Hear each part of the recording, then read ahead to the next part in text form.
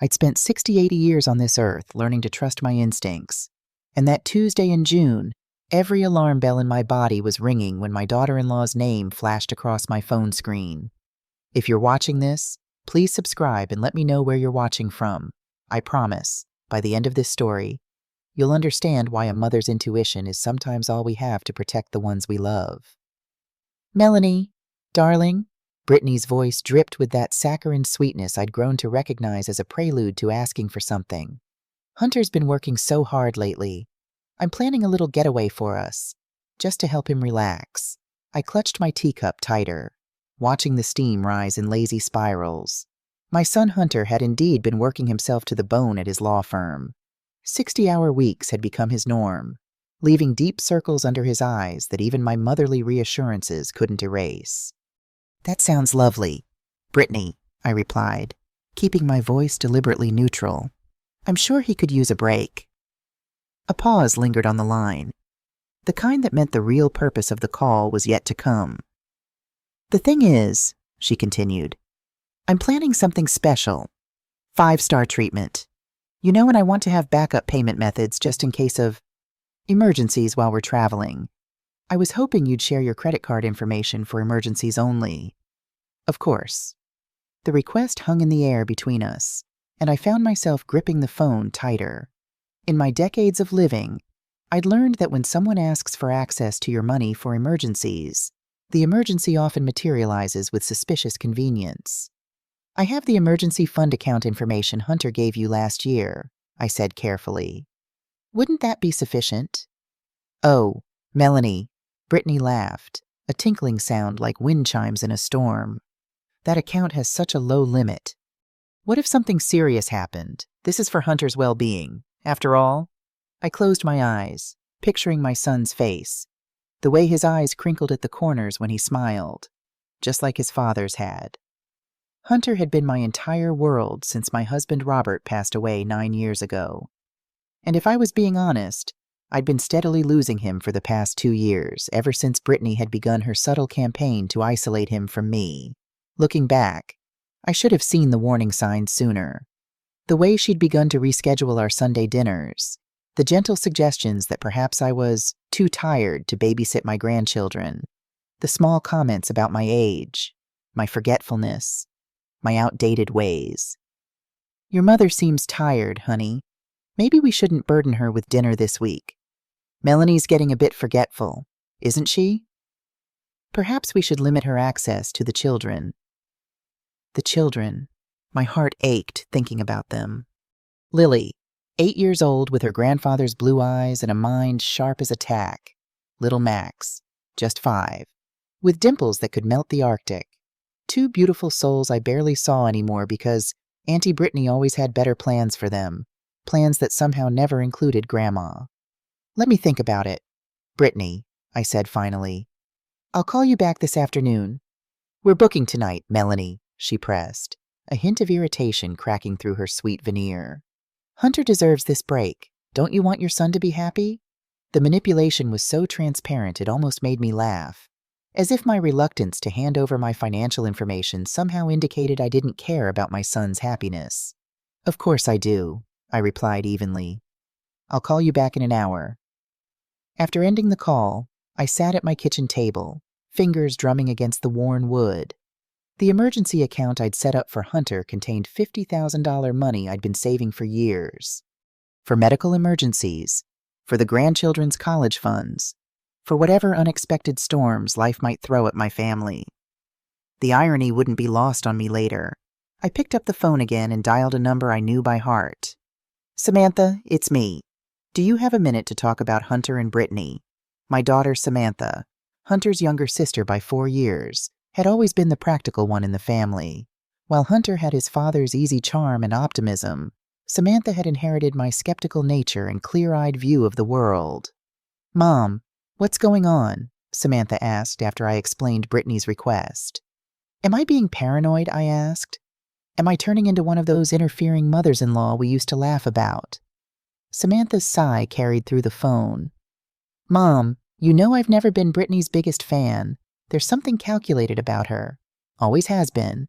Have you noticed how little we see the kids these days? "I've noticed," I said quietly.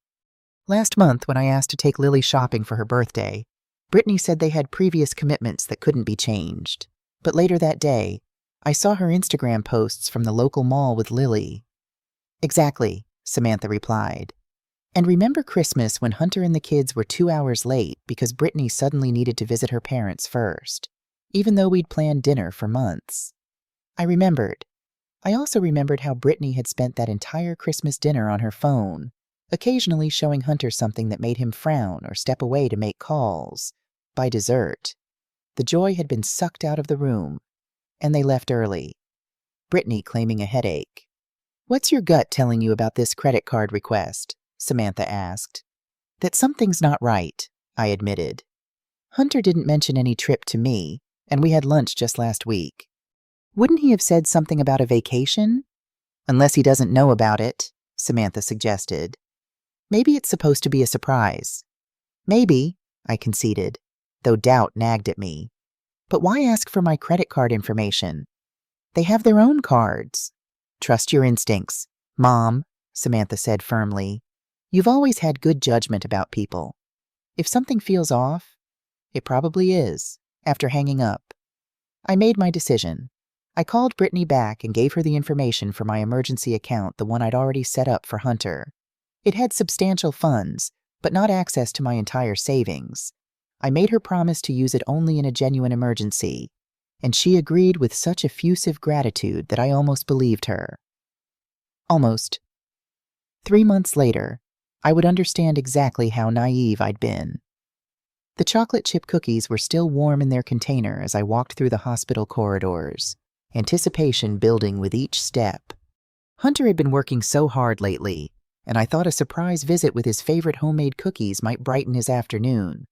We'd always been close, my son and I, and despite Brittany's subtle efforts to distance us, we still maintained our special connection. I tried calling his office first, but his assistant mentioned he had taken a personal day unusual for my workaholic son. When I called his cell and got no answer, I decided to swing by his house. No one was home. A strange feeling had settled in my stomach, the kind of maternal sixth sense that can't be explained but shouldn't be ignored. On a hunch, I called his best friend Marcus, who mentioned Hunter had been complaining of chest pains earlier in the week. "Did he see a doctor?" I'd asked, alarm rising in my voice. "He said he would," Marcus replied.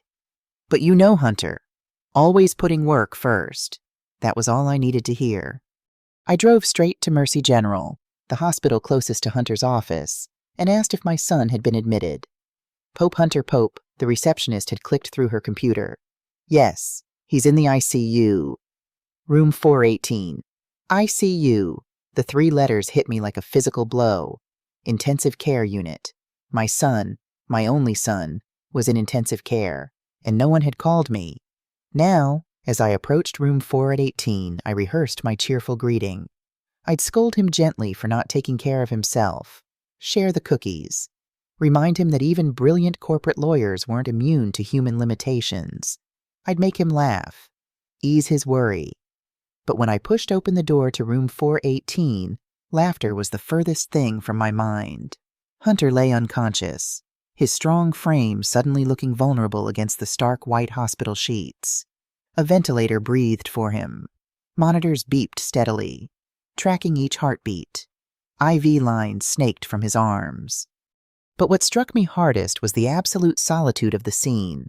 My son was fighting for his life, and he was completely alone. No wife clutching his hand, no concerned Brittany pacing the room or making calls to family. Just Hunter, unconscious and unattended except for the mechanical vigilance of hospital equipment. The cookie container slipped from my suddenly numb fingers, landing with a soft thud on the linoleum floor. "Ma'am?" A nurse appeared beside me, her face concerned. "Are you family?" "I'm his mother," I managed, my voice sounding distant even to my own ears. "What happened to my son?" The nurse, her name tag read Angela, gently guided me to a chair beside Hunter's bed. "Mr. Pope suffered a massive myocardial infarction, a heart attack, yesterday afternoon at his office. He was brought in by ambulance around 2 p.m. "Yesterday," I repeated, shock giving way to disbelief. "He's been here since yesterday afternoon. And no one called me. Angela checked the chart in her hands. His emergency contact is listed as his wife, Britney Pope. Our records show she was contacted immediately after his admission. The room seemed to tilt around me. And where is she? The nurse's expression told me everything before she spoke. We've been trying to reach Mrs. Pope since Mr. Pope was admitted. She hasn't returned our calls. I reached for Hunter's hand, careful not to disturb the IV. His skin was warm, which Angela assured me was a good sign. His color was returning. She said, the doctors were cautiously optimistic. All I could think was, where is Britney? Where is my son's wife while he fights for his life? Has anyone else been notified? His sister, his office, I asked. Mrs. Pope is the only emergency contact listed, Angela replied. Hospital policy restricts us from contacting others without authorization. I nodded, understanding the privacy rules even as they infuriated me. I'd like to speak with his doctor, please. While Angela went to page the cardiologist, I pulled out my phone. 3 missed calls from Samantha. Nothing from Britney. On instinct, I opened Instagram, where my daughter-in-law was notably active. There it was, posted 4 hours ago, Britney, radiant in a white bikini, sunglasses perched on her perfect nose, champagne flute in hand, against a backdrop of impossibly blue water and white sand. The caption read, "Living my best life, #Maldives escape, our luxury getaway." I scrolled through her recent posts. More paradise images, exotic meals, sunset cocktails, and in several photos, a man I didn't recognize, athletic, tanned, significantly younger than Hunter, appeared beside her, his arm draped possessively around her waist in one particularly intimate sunset shot. The post was tagged "Magic Moments with @Kevin Bishop Fitness, now our best trainer ever." As I stared at the evidence of my daughter-in-law's betrayal, another notification popped up on my screen. A charge alert from my emergency account, the one I'd given Britney access to, just in case. $12,000 charged to the 5 Seasons Resort, Maldives. My hands weren't shaking as I called Samantha. They should have been, with the rage and betrayal coursing through me. But instead, I felt an unnatural calm, the kind that comes when shock gives way to absolute clarity. "Sam, it's me," I said when she answered. "Hunter's in the ICU at Mercy General. Heart attack. I need you to come now." "Oh my God," she gasped. "I'm on my way. Have you called Britney?" "Britney," I said, my voice perfectly level, "is currently enjoying the Maldives with another man, using my emergency fund to pay for it." The silence on the other end stretched for 3 long seconds. "I'll be there in 20 minutes, Samantha finally said. "Don't do anything until I get there." But there was one thing I couldn't wait to do. One call I needed to make immediately. I scrolled through my contacts until I found a name I hadn't needed in years. Jessica Harper. Jessica had been my friend since college. After a messy divorce 15 years ago, she'd reinvented herself as a private investigator, specializing in cases just like this one. We'd drifted apart over the years, but I knew she'd take my call. "Jessica, it's Melanie Pope. I need your help." I explained the situation as concisely as I could. My son in the ICU, my daughter-in-law in the Maldives with another man, my money funding their tropical betrayal. "I need everything you can find on Britney's activities over the past year," I said. "And I need information on this Kevin Bishop character. Fast." "I'm on it," Jessica replied without hesitation. "And Melanie, I'm sorry. No one deserves this kind of betrayal." As I ended the call, Dr. Martinez entered the room. He was younger than I expected, but his manner was reassuringly confident as he explained Hunter's condition. "Your son experienced a significant cardiac event, Mrs. Pope, a complete blockage of the left anterior descending artery, what we sometimes call the widowmaker." The term sent ice through my veins. Fortunately, his colleagues acted quickly. CPR was administered immediately, and the ambulance response was exceptional. We performed an emergency angioplasty and placed a stent to open the blocked artery. The next 24 to 48 hours are critical, but I'm cautiously optimistic. "When will he wake up?" I asked. "We've kept him sedated to allow his body to heal. We'll begin reducing the sedation tomorrow morning. With luck, he should regain consciousness within the next day or so." I nodded, absorbing the information. And his long-term prognosis, with proper medication, dietary changes, stress reduction, and cardiac rehabilitation. Many patients his age make a full recovery. But, Dr. Martinez added, his expression serious. This was a significant event. Mrs. Pope, your son will need to make substantial lifestyle changes. He will, I promised. I'll make sure of it. After the doctor left, I settled into the chair beside Hunter's bed, my hand covering his. The steady beep of the heart monitor became a strange comfort, each sound confirming my son was still fighting, still here. I'm here now, I whispered to him. And I'm not going anywhere. I studied his face, so like his father's, the strong jaw, the slight crease between his brows that appeared even in sleep. Hunter had always carried the weight of responsibility, even as a child, the one who looked after his sister, who excelled in school, who built a successful law career through sheer determination and brilliant strategic thinking. Now, seeing him vulnerable, I felt a fierce protective instinct I hadn't experienced since he was small. Someone had hurt my child. Someone had abandoned him when he needed them most. And that someone was going to regret it. By the time Samantha arrived at the hospital, I had moved past shock into a cold, focused fury. She took one look at Hunter's unconscious form and then at my face, and I saw her own expression harden. What do we know? She asked, taking the chair opposite mine, across Hunter's bed. I filled her in on everything Hunter's condition. Britney's absence. The Instagram evidence. The charges to my emergency account. That conniving, gold-digging, Samantha began, her voice rising. Not here, I interrupted, nodding toward Hunter, even unconscious. I didn't want negative energy surrounding him. Let's step outside. In the hallway, Samantha's composure broke. I never trusted her, Mom. From day one, something was off. The way she latched on to Hunter after learning about his position at the firm, how she pushed for that extravagant wedding after only 6 months of dating, the prenup she fought against. I know, I sighed. But Hunter was so in love, and after losing your father, seeing him happy again, I didn't want to be the interfering mother-in-law. So what's our next move? Samantha asked, practical as always. Have you called Britney? Not yet. I've called Jessica Harper. You remember her? She's a PI now. She's looking into Britney and this Kevin person. Samantha nodded approvingly. Good. What about the money? My phone chimed with another alert. Another charge from the Maldives, this time for $3,500 at a spa. That's it, I said. My decision crystallizing in that moment. I'm freezing every account she has access to. Samantha's eyes widened. Can you do that? Hunter made me a co-signer on all his major accounts after your father died just in case something happened to him. Given that something has happened, and his wife is halfway around the world spending his money with another man instead of being at his bedside. Yes, I believe I can. I found a quiet corner of the waiting room and opened my banking app.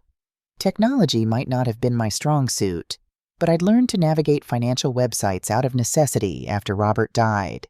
Now, I was grateful for that skill as I systematically worked through each account. Joint checking account frozen.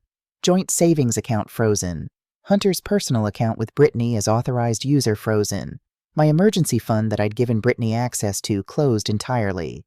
For good measure, I called the credit card companies and reported the cards as compromised. Within 20 minutes, Britney Pope was effectively cut off from every cent of the Pope family money. As I worked, Jessica sent the first results of her investigation. Kevin Bishop, 35, was a personal trainer at Fit Life Gym, where Britney had started taking private sessions 8 months ago. He advertised himself as a lifestyle transformation coach and physical wellness expert to affluent clients, particularly women. His Instagram, full of shirtless workout videos and philosophical quotes about seizing your true potential, had over 50,000 followers. And scattered throughout his feed were photos with various attractive women at luxury locations, each one tagged with gushing testimonials about his life-changing coaching. Jessica promised more detailed information soon, including financial records and background checks. I returned to Hunter's room to find Samantha talking softly to her brother. telling him about her daughter's recent soccer victory, as if he could hear every word. Perhaps he could. Accounts are frozen, I told her quietly. Every last one, Samantha nodded grimly. Good. What about the kids? Do we know where Lily and Max are? My heart clenched. In all the chaos, I hadn't even thought about my grandchildren. Brittany's mother might have them, I suggested. Or they could be with that nanny she hired Carly Carey. Casey, Samantha corrected. I have her number. Hunter gave it to me for emergencies. She stepped out to make the call, returning a few minutes later looking relieved. The kids are with Brittany's sister in Connecticut for the week, some kind of pre-planned cousin camp. They're safe and having fun. I exhaled, grateful for that small mercy. At least the children were being cared for and shielded from this crisis. The phone in my hand began to ring exactly 47 minutes after I'd frozen the accounts. I knew because I'd been watching the clock, counting down the minutes until Brittany's world came crashing down around her designer sandals. Her name flashed on the screen. I showed it to Samantha, who raised an eyebrow. Put it on speaker, she mouthed. I answered, keeping my voice perfectly calm. Hello, Brittany. Melanie, her voice was strained, panic creeping around the edges of her usual composure. There seems to be some problem with the cards. Everything's being declined. Oh dear, I said, maintaining my tranquil tone. How inconvenient for you. Where did you say you were again? There was a pause, a long one. I'm at a spa retreat for my anxiety. You know how worried I get about Hunter's work stress. Samantha rolled her eyes dramatically. Spa retreat, I repeated. Right, that's what you're calling the 5 Seasons resort in the Maldives, where my private investigator friend has confirmed you checked in 3 days ago with a male companion. A male companion who definitely isn't my son, considering Hunter has been working 12-hour days at the law firm all week. Until yesterday, that is, when he collapsed from a massive heart attack and was rushed to the ICU, where he currently lies unconscious, the silence on the other end was deafening. Which spa? I continued sweetly. I might recommend it to the ladies at my book club. Another pause, longer this time. It's very exclusive. You probably wouldn't have heard of it. Try me, I said, watching a nurse check Hunter's IV. I'm more worldly than you give me credit for. The silence stretched so long I wondered if the call had dropped. Then Melanie, what's this really about? Why are the accounts frozen? Well, darling, I said, using her favorite condescending endearment right back at her. When I arrived at the hospital and found my son unconscious and alone, with no idea where his loving wife might be, I thought it best to secure his financial assets. You understand medical bills can be so expensive. You had no right, she hissed, the facade of sweetness evaporating entirely. Actually, I had every right. Funny thing about joint accounts. Brittany, when my name is on them as an emergency contact and co-signer, I can do whatever I deem necessary to protect my son's interests. And spending his money on luxury vacations with your fitness trainer while he's fighting for his life doesn't seem to be in his best interests. Does it? I could hear her breathing, could practically see her calculating her next move.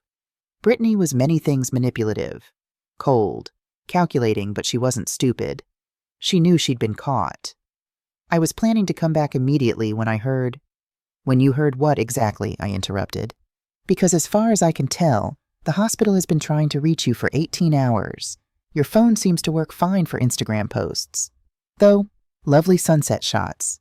By the way, the Maldives look beautiful this time of year. The sharp intake of breath told me she'd realized I knew exactly where she was, and with whom. Melanie, you don't understand the situation. Oh, but I do, I said, pulling up the screenshots Jessica had sent me. I understand that you've been planning this little getaway for weeks. I understand that you've already spent $15 to $500 of my emergency fund on this trip. And I understand that Kevin Bishop is quite the handsome companion for such an exclusive spa retreat. The phone went dead. I smiled grimly as I tucked my phone away and reached for Hunter's hand. His skin was warm, which Dr. Martinez had assured me was a good sign. His wedding ring caught the fluorescent light, a simple gold band he'd worn faithfully for 10 years. 10 years of marriage to a woman who couldn't even be bothered to stay in the same hemisphere when he needed her most. My phone buzzed with a text message, then another, then another. I ignored them all and settled in for what I suspected would be a very long night. Hunter needed his mother now, and unlike his wife, I wasn't going anywhere. By morning, I had 17 missed calls, 23 text messages, and one very interesting email from Jessica. Britney had spent the night frantically trying to reach me while simultaneously attempting to access funds from accounts I'd locked down tighter than Fort Knox. But the email from Jessica was the real treasure-detailed surveillance photos that painted a picture worth far more than 1,000 words. Kevin Bishop, 35 personal trainer and aspiring social media influencer, had been Britney's fitness instructor for 8 months, the same 8 months during which she'd suddenly developed a passion for private training sessions that lasted 3 hours and somehow required overnight stays at luxury hotels when Hunter was traveling for work. The receipts Jessica had obtained painted a fascinating timeline of my daughter-in-law's double life. Restaurant charges for intimate dinners, hotel bookings, jewelry purchases, all while Hunter worked 60-hour weeks to maintain the lifestyle Britney had grown accustomed to. Mrs. Pope, a soft voice interrupted my reading. Dr. Martinez approached with cautious optimism in his eyes. Your son is showing signs of increased brain activity. We're reducing the sedation now. With luck, he should regain consciousness within the next few hours. I nearly dropped my phone. Can I stay with him? Of course, the doctor nodded. In fact, having a familiar presence often helps patients as they wake up. Talk to him. Let him hear your voice. For the next 3 hours, I sat beside Hunter, holding his hand and talking softly about everything and nothing. I told him about the rose bushes I'd planted in my garden, about Samantha's daughter winning her science fair, about the book club I'd joined. What I didn't tell him was that his wife was in paradise with another man. That would come later, when he was stronger. Samantha returned mid-morning with coffee and bagels, taking the next shift so I could shower and change in the hospital's family facilities. When I returned, Hunter's eyelids were fluttering. Mom, his voice was rough, his throat raw from the breathing tube they'd removed earlier that morning. I'm here, sweetheart, I said, taking his hand and squeezing gently. You're in the hospital. You had a heart attack, but you're going to be fine. Relief flooded his face at the sight of me, but then his eyes darted around the room, confusion setting in. Where's Britney? The question hung in the air like a guillotine blade. Samantha and I exchanged glances. How do you tell your son, who just survived a massive heart attack, that his wife is living her best life in paradise with another man? How do you break that kind of news when his recovery depends on staying calm and stress-free? She's traveling, I said carefully. I've been here with you. Samantha, too. Hunter's brow furrowed. Traveling, but I don't remember. The last thing I remember was being at the office and this crushing pain in my chest. You collapsed at work on Thursday afternoon, I explained gently. It's now Saturday morning. You've been unconscious for almost 2 days. The confusion in his eyes was heartbreaking. But Britney, she would have been here.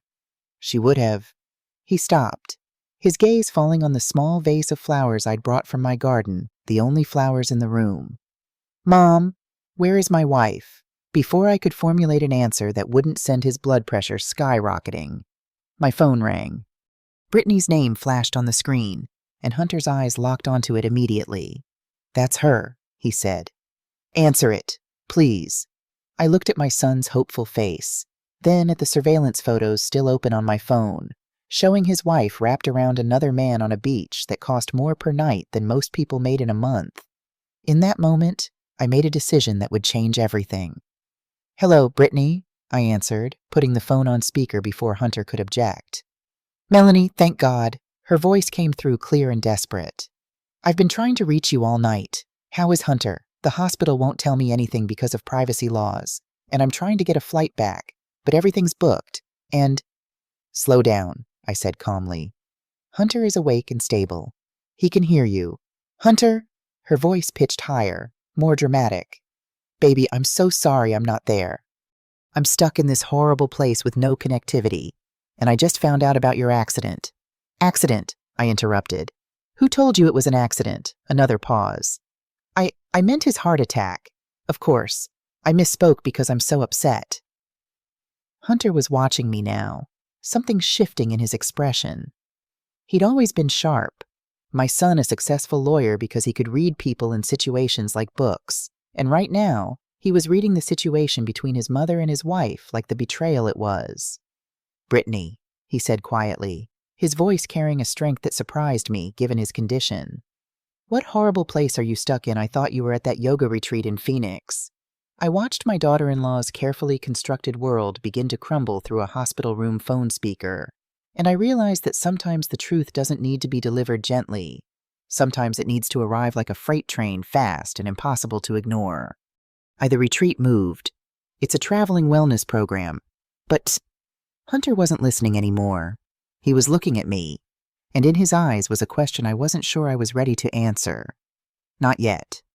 "Mom," Hunter said after I'd hung up on Brittany's increasingly frantic explanations. "What aren't you telling me?" I'd been dreading this moment since I walked into his room, but looking at my son pale, vulnerable, but with that familiar steel in his eyes that reminded me he was indeed my child, I realized he deserved the truth, or at least part of it. "Your wife is not at a yoga retreat," I said simply. "She's in the Maldives, has been for 3 days, since before your heart attack." Hunter closed his eyes, and for a moment, I thought I'd made a terrible mistake. His heart monitor showed elevated readings, and I reached for the call button. "Don't," he said quietly. "I'm not surprised, Mom." Disappointed, but not surprised. That stopped me cold. "What do you mean?" "I've known something was off for months. The secretive phone calls, the new clothes, the sudden interest in fitness." He let out a bitter laugh that turned into a cough. "I hired a private investigator 6 weeks ago. My son had hired a private investigator 6 weeks ago before I'd ever thought to call Jessica. And I asked, though I suspected I knew the answer. Kevin Bishop, personal trainer. They've been having an affair for 8 months.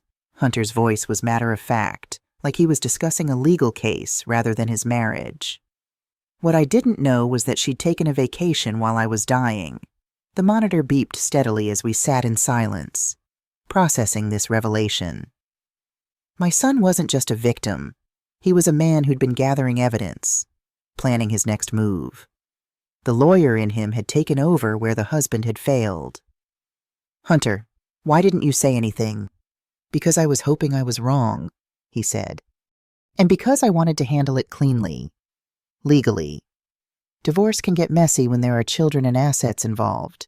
Assets, of course. Hunter had done very well for himself as a corporate lawyer. The house in Brookhaven, the vacation property in the mountains, the investments, the life insurance policy, the trust fund we'd established for the children. Britney stood to gain quite a bit in a divorce, especially if she could prove emotional distress or claim Hunter had been an absent husband. But adultery was still adultery in Georgia, and evidence was evidence. "So what was your plan?" I asked. Hunter smiled then, the first real smile I'd seen since he'd woken up. "Well, it was to gather enough evidence to protect my assets and ensure I kept custody of Lily and Max. But now," he gestured weakly at the hospital room, "now I think my plan just got a lot more interesting." "How so?"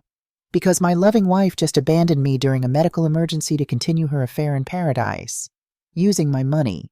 I assume," I nodded. "She tried to spend $15 to $500 in the last 2 days alone. I froze the accounts." "You froze?" Hunter started laughing, really laughing, despite the pain it clearly caused him.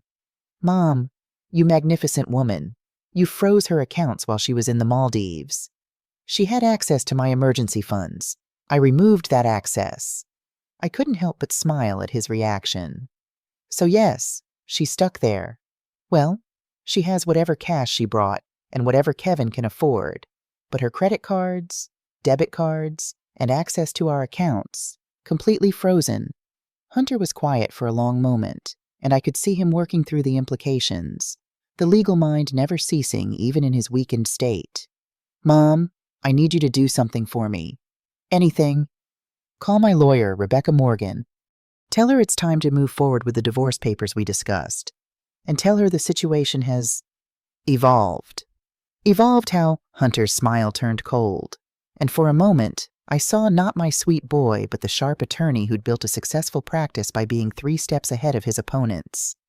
Because abandonment during a medical emergency, adultery, and financial irresponsibility are going to make this divorce very one-sided in my favor, I squeezed his hand.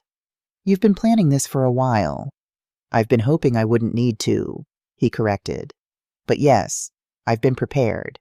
What I wasn't prepared for was having a heart attack at 42, or for my wife to be so callous about it. My phone buzzed with another call from Britney. We both looked at it. Should I answer? I asked. Absolutely, Hunter said. But put it on speaker. I want to hear exactly how she plans to explain this one. Melanie, please. Britney's voice was strained, desperate in a way I'd never heard before. You have to help me. I can't get home. The resort is demanding payment for the extended stay, and Kevin's card was declined, and I have no cash. Slow down, I said, catching Hunter's eye. He nodded for me to continue. You're saying you're trapped? Yes, the airline is demanding payment for ticket changes. The resort wants money for extra nights, and I can't access any of our accounts. She took a shuddering breath. Melanie, I know we've had our differences, but Hunter needs me. I need to get home to my husband. Hunter mouthed, wow, and shook his head in disbelief. Britney, help me understand something, I said. You've been gone for 3 days. Hunter had his heart attack on Thursday afternoon. It's now Saturday morning. When exactly were you planning to come home? The original trip was supposed to end tomorrow. I was going to surprise Hunter by coming home a day early. I looked at Hunter, who was silently applauding what was apparently another lie. According to Jessica's information, Britney had booked the trip for 10 days, not a long weekend. That's interesting, he said, because according to the resort's booking confirmation, you're scheduled to stay until next Thursday. That's 5 more days. Britney, silence. Long, telling silence. How did you get that information? She finally asked, her voice tight. Darling, when you use joint credit cards to book romantic getaways with your personal trainer, that information becomes available to other card holders. Did you think I wouldn't notice $12,000 charged to the emergency account in 1 day? Kevin is not my Kevin Bishop, age 35, personal trainer at FitLife Gym, aspiring model with a fairly impressive Instagram following. Shall I read some of the captions from your photos together? They're quite romantic. Hunter was grinning now despite his condition. I'd never seen him look so proud of his old mother. Melanie, you don't understand. I understand perfectly, I interrupted. I understand that you've been having an affair for 8 months. I understand that you abandoned your husband during a medical crisis to continue that affair. And I understand that you're now asking the woman whose money you stole to bail you out of the consequences of your own choices. I didn't steal anything. That money belongs to both of us. Actually, Hunter spoke for the first time, his voice carrying easily over the speaker. That money belongs to me and my mother, and as of yesterday, you no longer have access to any of it. The sharp intake of breath from the phone was audible, even over the hospital's ambient noise. Hunter, baby, you're awake. I've been so worried. Worried enough to cut your vacation short, he asked dryly. I tried to leave immediately when I heard, but the flights, are you booking flights now? Britney, right now? While we're talking? Another pause. The internet here is very slow. That's funny, I interjected, because you posted an Instagram story 20 minutes ago. The internet seemed fast enough for that. Hunter closed his eyes and shook his head. Britney, stop. Just stop lying. We know about Kevin. We know about the affair. We know you've been using my money to fund your relationship with him. And we know you chose to stay in paradise instead of rushing home when your husband nearly died. Hunter, please, let me explain. Explain to my lawyer, he said calmly, because this conversation is being recorded, and everything you've said is going to be very helpful in our divorce proceedings. Divorce, her voice pitched higher. Hunter, you can't be serious. You're not thinking clearly because of the medications. I'm thinking more clearly than I have in months, he said. And what I'm thinking is that my wife just admitted to stealing my money, abandoning me during a medical emergency, and lying about all of it. I didn't abandon you. I didn't know. You didn't know because you didn't care to know, Hunter said. You were too busy posting photos with your boyfriend to answer calls from the hospital. The line went quiet except for what sounded like crying, but I'd heard Britney's manipulation tactics before, and I suspected Hunter had, too. Here's what's going to happen, Hunter continued. You're going to find your own way home. When you get here, you're going to find that the locks have been changed and your belongings packed. You're going to receive divorce papers within the week. Hunter, please. And Britney, if you come anywhere near my children before this is settled legally, I'll have you arrested for abandonment and harassment. He motioned for me to end the call. And I did, cutting off what was building into a full-scale hysterical pleading. Hunter lay back against his pillows, looking more relaxed than he had since waking up. Feel better? I asked. I feel free, he said. For the first time in 2 years, I feel free. Rebecca Morgan arrived that afternoon with a briefcase full of papers and a smile that reminded me why Hunter spoke so highly of her legal skills. She was sharp, efficient, and had clearly been preparing for this moment much longer than I'd realized. How are you feeling, Hunter? She asked, setting up her laptop at the small table by the window.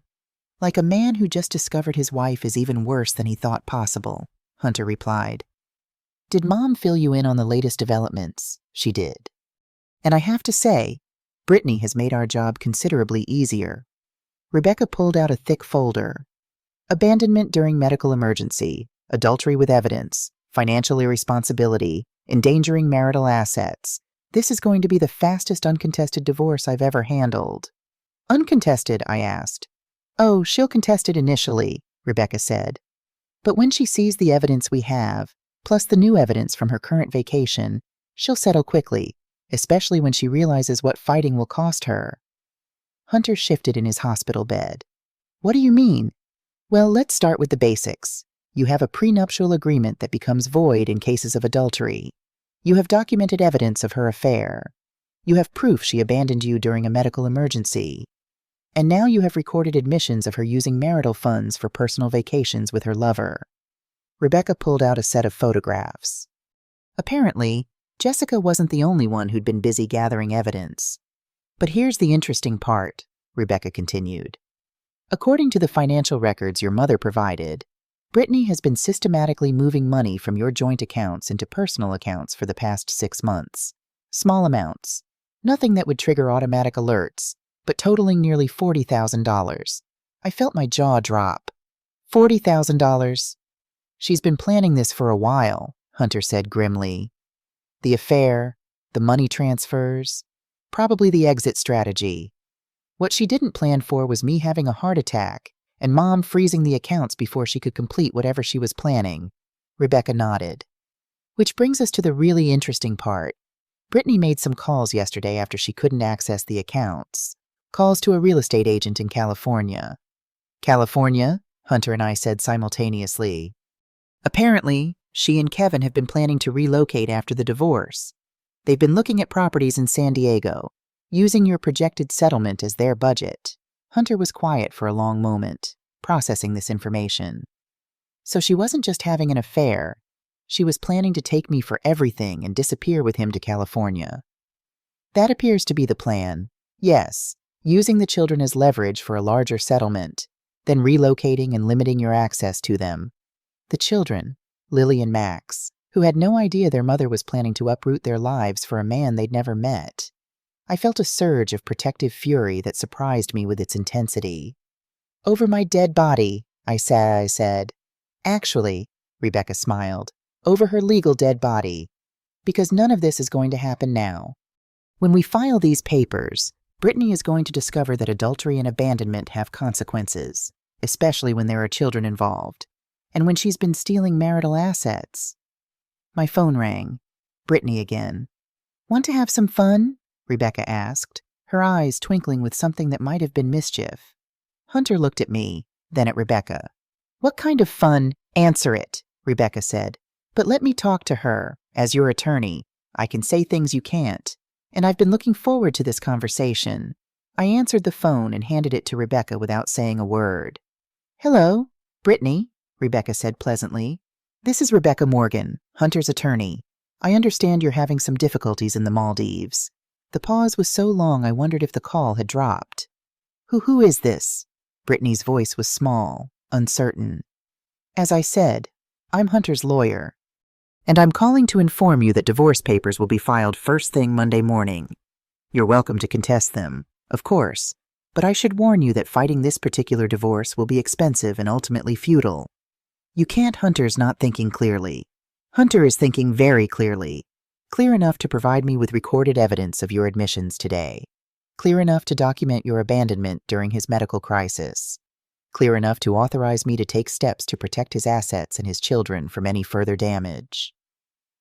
Rebecca was smiling as she spoke, clearly enjoying herself. Now, here's what's going to happen. You're going to find your own way home from your romantic vacation. When you arrive, you'll discover that your access to marital assets has been permanently revoked. The locks on the family home have been changed, and your belongings are being packed for pickup. You can't do that. Actually, we can. Adultery voids your prenuptial agreement's protections, but it doesn't void its restrictions. And abandonment during medical emergency is grounds for immediate asset protection under Georgia law.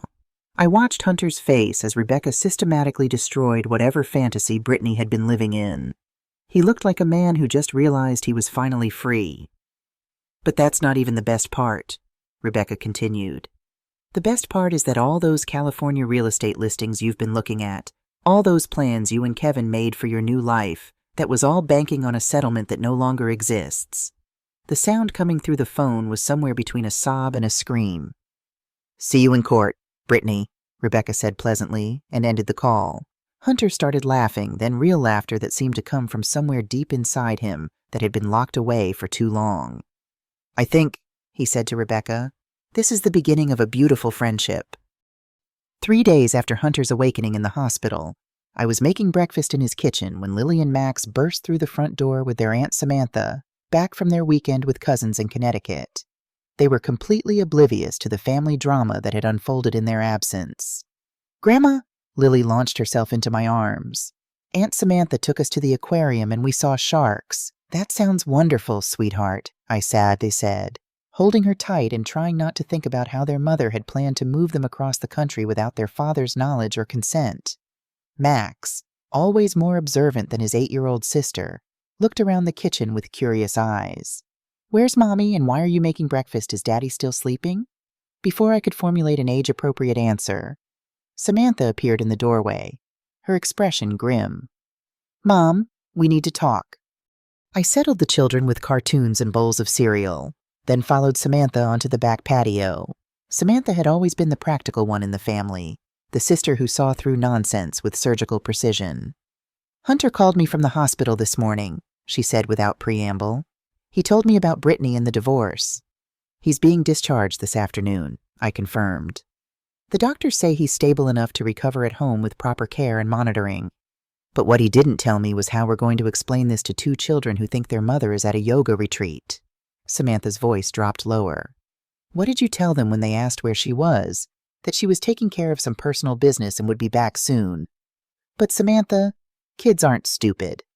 Lily's already asking why Mommy didn't call them yesterday like she promised. Through the patio door, I could see Lily and Max curled up together on the couch, Lily's protective arm around her little brother as they watched their show. The innocence on their faces made my heart ache. Hunter wants to tell them the truth, I said. Age appropriately, but honestly. And what is the age-appropriate truth? That their mother abandoned their dying father to have a romantic vacation with another man. When Samantha put it that way, it sounded even worse than it was, and it was already pretty bad. The truth is that Mommy and Daddy are having some problems, and they're going to live in different houses for a while, I said, repeating what Hunter and Rebecca had discussed. The truth is that Daddy loves them more than anything and will never leave them. Samantha studied my face. And what about the part where Mommy tried to steal Daddy's money and move them to California without telling anyone?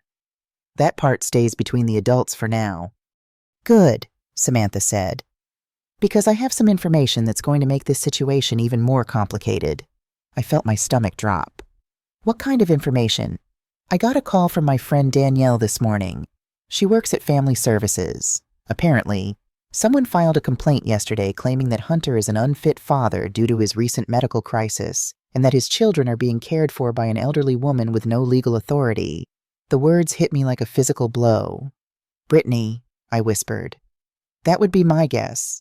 She's trying to get the children removed from Hunter's care and placed with social services until she can return and claim custody." I sank into one of the patio chairs, my mind racing. Can she do that? She can try. And if Hunter is still in the hospital and you're the only one caring for the children... Samantha left the sentence unfinished, but I understood the implication. What do? We fight back. But first, we need to make sure you have legal standing to care for these children. Rebecca is already working on emergency custody papers, but they'll take time. Inside, Max giggled at something on television. The sound so pure and happy, it broke my heart. These children had no idea their mother was trying to have them taken away from everyone who loved them. "Samantha," I said quietly, "there's something else. Something I haven't told Hunter yet." She waited. "I think Britney has been planning this for longer than we realized. 6 months ago. She asked me to update my will, said it would be good for the children's security if I named her as a backup guardian in case something happened to Hunter." Samantha's face went pale. "Please tell me you didn't." "I didn't." Something about the request felt off, but now I understand what she was doing. She was positioning herself to have legal claim to the children and access to your estate if Hunter was deemed unfit or if something happened to him. Exactly. The sound of a car in the driveway interrupted our conversation. Through the front window, I could see a taxi pulling up, and my blood ran cold when I recognized the figure getting out. Britney was home, and judging by the fury on her face as she stormed toward the front door, she was ready for war. I had maybe 30 seconds before Britney reached the front door. 30 seconds to decide how to handle the moment when the children saw their mother for the first time since her world had imploded. "Samantha," I said quickly, "take the children upstairs now." Why? Because their mother is about to make a scene that will traumatize them for life, and I'm not letting that happen. Samantha moved fast, scooping up Max while firmly taking Lily's hand. "Come on, kids. Let's go see if we can find that book about sea creatures Daddy mentioned." "But Grandma, the show isn't over." "We'll finish it later, sweetheart," I said, my voice steady despite my racing heart. The front door rattled with aggressive knocking just as Samantha disappeared upstairs with the children. I counted to 10, smoothed my hair, and opened the door with the same calm I'd used to face down intimidating doctors and belligerent insurance agents over the years. Britney looked like hell. Her usually perfect blonde hair was unwashed and pulled back in a messy ponytail. Her designer clothes were wrinkled, and her makeup couldn't hide the dark circles under her eyes. But it was her expression that told the real story pure, undiluted rage mixed with desperation. "Where are my children?" she demanded, pushing past me into the house. "Your children are safe and cared for," I replied, closing the door calmly. "Which is more than I can say for their father when you abandoned him." She whirled around, her eyes blazing. "I didn't abandon anyone. I was trapped in another country with no money because I protected my son's assets from a woman who was stealing them to fund her affair. That money belongs to me, too. Actually, it doesn't. Your prenuptial agreement was quite clear about that, especially in cases of adultery." Britney's face crumpled then, the rage giving way to something that looked almost like panic. "Melanie, please, I know how this looks, but you don't understand." "I understand perfectly. I understand that you've been planning to leave my son for months. I understand that you were going to take his children and his money and disappear to California with your boyfriend. And I understand that you called family services yesterday to try to have these children removed from their father's care." That last accusation hit home. Britney's face went white, confirming what Samantha had suspected. "How did you—" "Because unlike you, I have friends who actually care about this family's well-being." Britney straightened, and I could see her regrouping, searching for a new angle of attack. "Where is Hunter still recovering?" "No thanks to you," I said coldly. "I want to see him." "I'm sure you do. Unfortunately, he doesn't want to see you. In fact, you're not welcome in this house anymore." "This is my house, too." "Not anymore. Check with Rebecca Morgan if you have questions about the legal details." Brittany's composure finally cracked completely. You can't keep me from my children. I'm not keeping you from anything. Your own choices did that. Mommy. We both turned to see Lily standing at the top of the stairs, her face confused and uncertain. Behind her, Samantha was reaching for her, but Lily had heard the shouting and come to investigate. Baby! Brittany's voice transformed instantly, becoming the syrupy sweet tone she used when she wanted something. Mommy's home. Lily hesitated, looking between her mother and me with an expression too mature for her 8 years. Why were you yelling at Grandma? We weren't yelling, sweetheart. We were just having a discussion. Come give Mommy a hug. But Lily didn't move. Instead, she asked the question that shattered whatever illusion Brittany might have had about controlling this narrative. Mommy, Daddy's in the hospital. Why weren't you here when he got sick? The silence stretched between us, heavy with the weight of truth that couldn't be sugar-coated or explained away.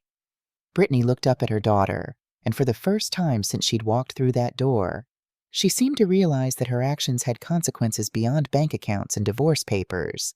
I was traveling, baby. I came as soon as I could. But Grandma was here, Lily observed. Grandma took care of Daddy. Brittany tried to recover. Well, I'm here now, and I'm going to take you and Max home. This is home, Lily said firmly.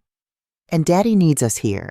I watched Brittany realize that she'd lost more than just her marriage and her financial security. She'd lost her children's unquestioning trust. And unlike court orders and bank accounts, that was something no lawyer could help her get back. The standoff in the living room was broken by the sound of another car in the driveway. Through the window, I could see Rebecca Morgan getting out of her black sedan with a folder of papers and a determined expression that suggested she'd been expecting this confrontation. Expecting someone? Brittany asked, her voice tight with suspicion. Always, I replied calmly. Rebecca knocked once before entering, her professional demeanor intact despite the obvious tension in the room. Mrs. Pope, she said to Brittany with cool politeness. I was hoping to find you here. I'm here to collect my children and my belongings, Brittany said, crossing her arms defensively. I'm afraid that's not going to be possible, Rebecca replied, opening her folder. I have here a temporary restraining order preventing you from removing the children from their father's custody, as well as a court order for supervised visitation only. Brittany's face went from pale to bright red. You can't do that. Actually, we can. And we have. Rebecca handed her a set of papers.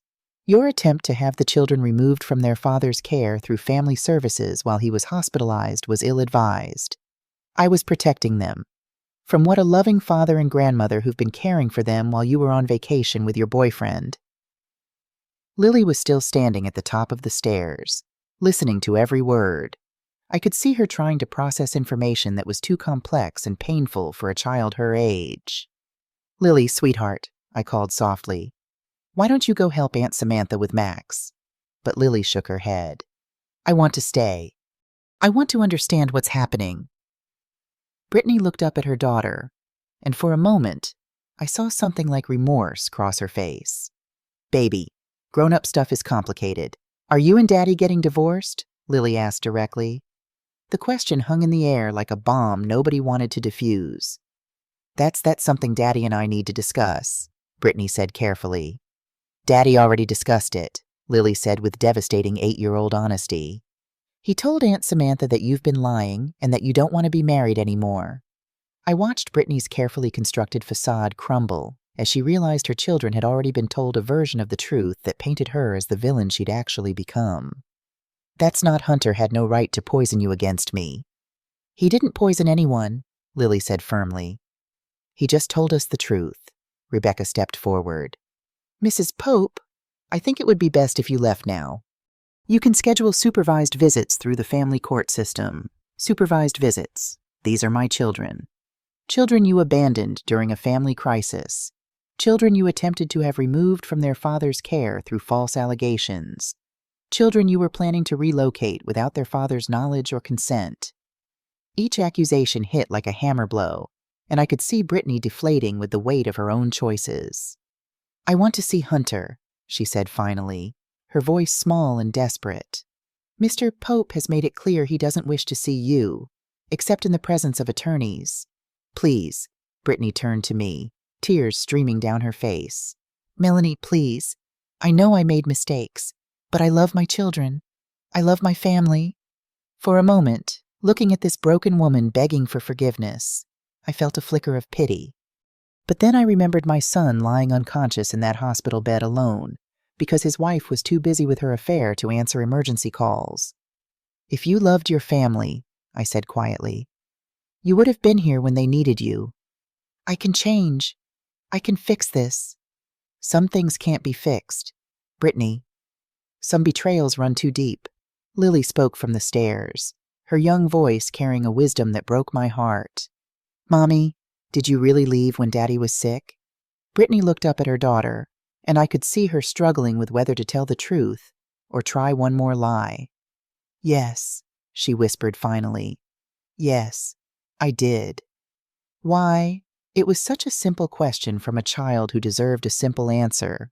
But the truth was too complicated, too ugly, too adult for explanation. Because, Britney said, her voice breaking, I made very, very bad choices.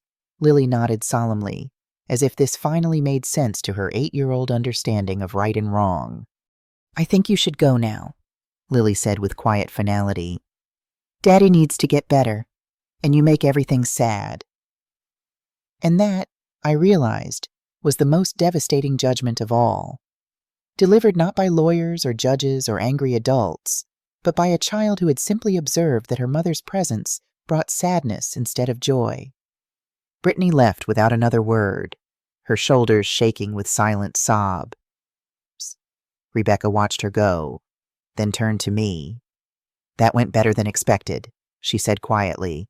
Did it? She didn't fight the court orders. She admitted guilt in front of witnesses, and most importantly, the children saw her true character for themselves. I looked up at Lily, still standing on the stairs, looking older than her 8 years. Are you okay, sweetheart? Lily considered the question with the seriousness she seemed to bring to everything lately. I'm sad, she said finally, but I'm not surprised, and that perhaps was the saddest thing of all. 2 days later, Hunter was home from the hospital, settled in the downstairs guest room that we'd converted into a temporary bedroom to avoid the stairs. The children had adapted to the new routine with surprising resilience, taking turns helping their father with simple tasks and proudly reporting to me when he'd taken his medications or eaten his lunch. Rebecca Morgan had become a fixture at the house, working from the dining room table as she built what she called an ironclad case against Britney. Jessica Harper's investigative work had unearthed even more evidence of the affair and financial misdeeds, including a secret bank account in Britney's name with over $25,000 of redirected family funds. But it was the discovery of emails between Britney and a real estate agent in San Diego that truly cemented our understanding of her plans.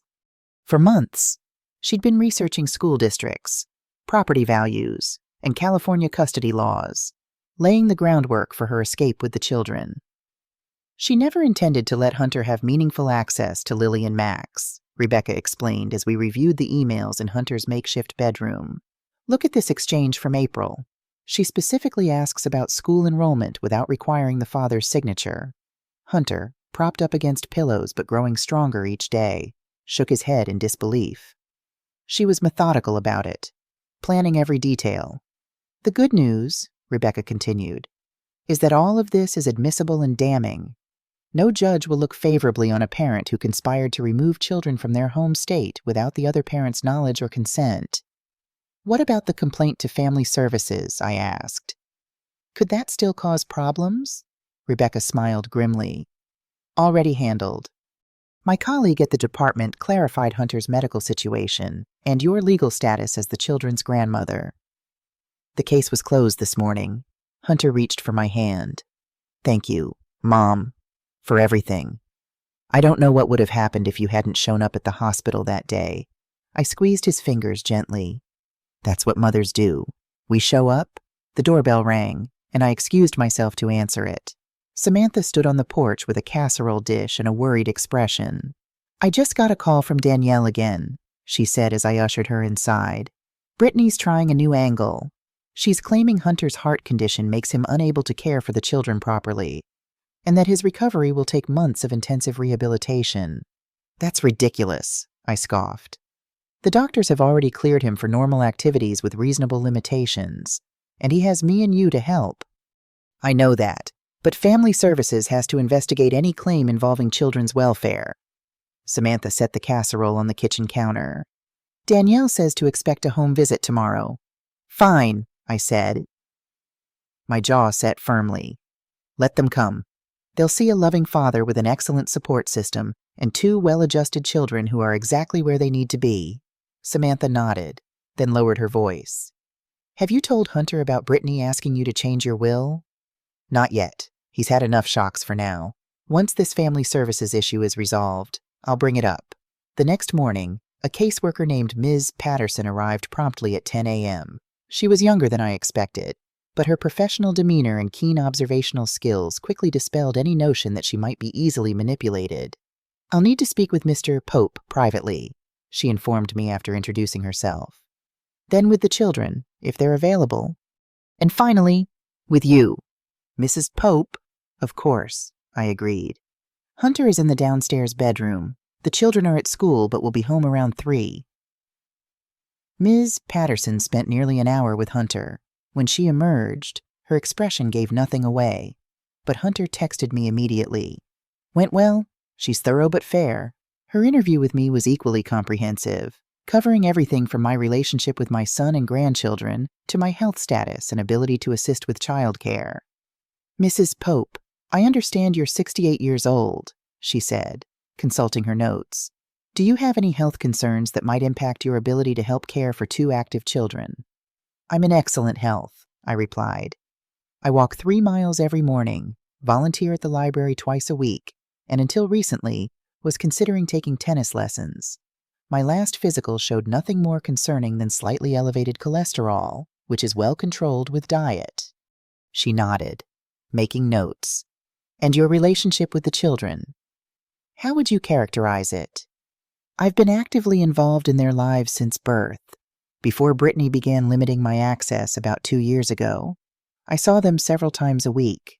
I know their favorite foods, their friends' names, their nighttime routines, and which stuffed animals must be present at bedtime. Ms. Patterson's eyebrows rose slightly. You say Mrs. Pope limited your access to the children.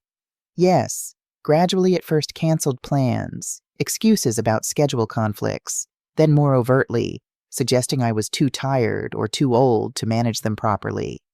And why do you think she did this? I considered my answer carefully. I believe Britney was systematically isolating Hunter and the children from family members who might notice problems in the marriage or question her decisions. That's a serious allegation, Mrs. Pope.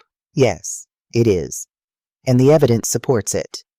Not just my experiences, but emails and text messages showing her deliberate efforts to relocate the children to California without Hunter's knowledge or consent.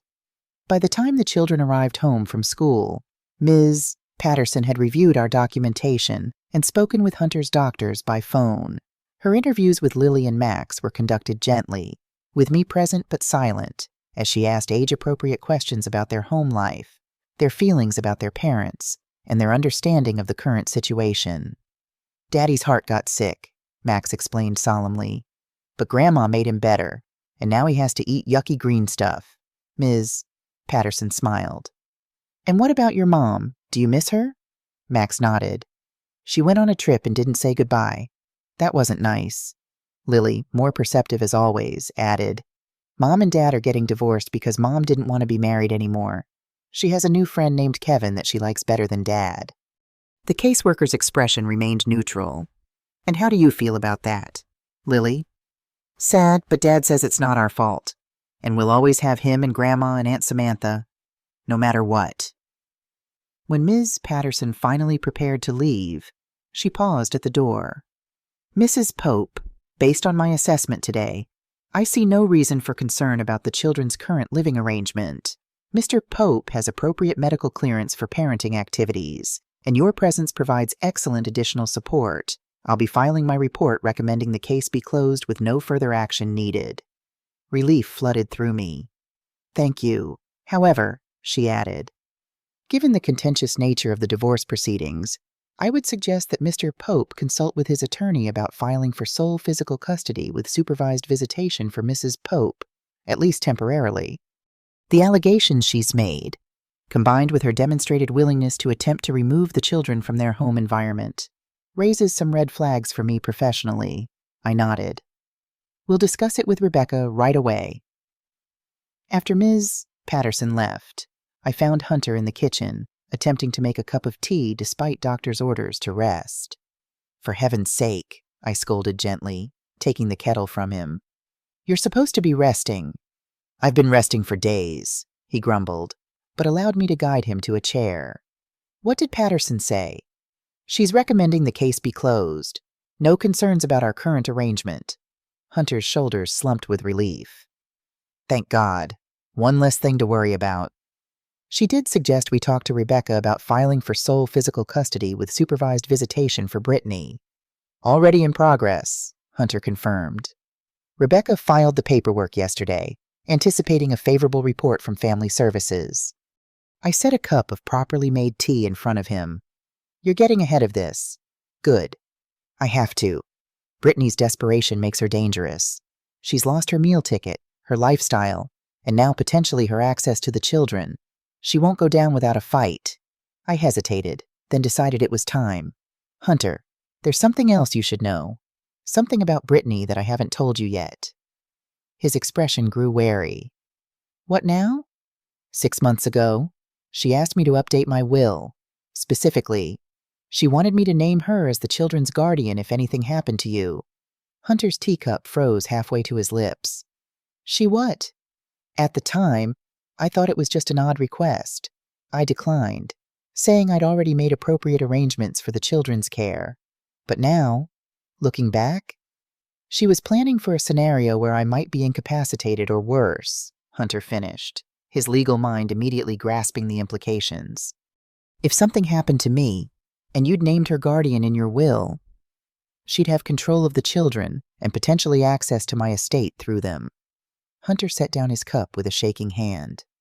That's disturbing on a whole new level. I'm telling you this now because it shows the extent of her planning. This wasn't a spontaneous affair that got out of hand. This was calculated. Hunter was quiet for a long moment, processing this new information. When he finally spoke, his voice was steady but cold. I want you to call Rebecca. Tell her everything you just told me, every detail. This goes beyond divorce strategy now. This is about protecting our family from someone who might be willing to go to extreme lengths to get what she wants. I nodded, already reaching for my phone. I'll call her right now. Rebecca's response was immediate and decisive. Within hours, she had drafted additional legal documents, including an emergency modification to Hunter's existing will that explicitly prohibited Britney from having any guardianship rights over the children in the event of his death or incapacitation, naming Samantha and her husband as primary guardians instead. We're also adding a provision that creates a trust for the children that Britney cannot access under any circumstances, Rebecca explained during a hastily arranged video call that evening. And I've expedited the hearing for the temporary custody order to tomorrow morning. Is that even possible? I asked, surprised at the speed. I called in a few favors, Rebecca admitted. And the family court judge was particularly moved by the evidence of Britney's attempt to manipulate the family services system, combined with her abandonment during a medical crisis. Hunter leaned forward, wincing slightly at the movement. What do you need from us? Just your electronic signature on these documents tonight. I'll handle everything else. Rebecca's expression softened slightly. Hunter, how are you feeling truly? Like someone who just discovered his wife might have been planning his demise, he said dryly. But physically, better every day. Good, because we may need you to appear in court next week if Britney contests the temporary orders, which I fully expect she will.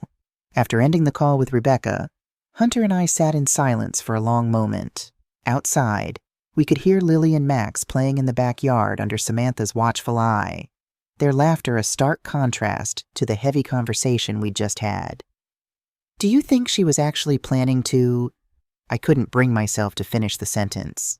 Harm me, Hunter shook his head. No, I don't think Britney would go that far. but creating circumstances where she might benefit if something naturally happened to me that I can believe. He ran a hand through his hair, a gesture so like his father's that my heart ached. The thing is, Mom, I never saw this coming. Not really. Even when I suspected the affair, I thought it was just about sex or excitement. I never imagined this level of calculation. People can hide their true nature for a long time, I said softly, especially from those who love them most. Hunter reached for my hand. Thank God you saw through her. If you hadn't shown up at the hospital that day. But I did, I reminded him, and we're handling this together.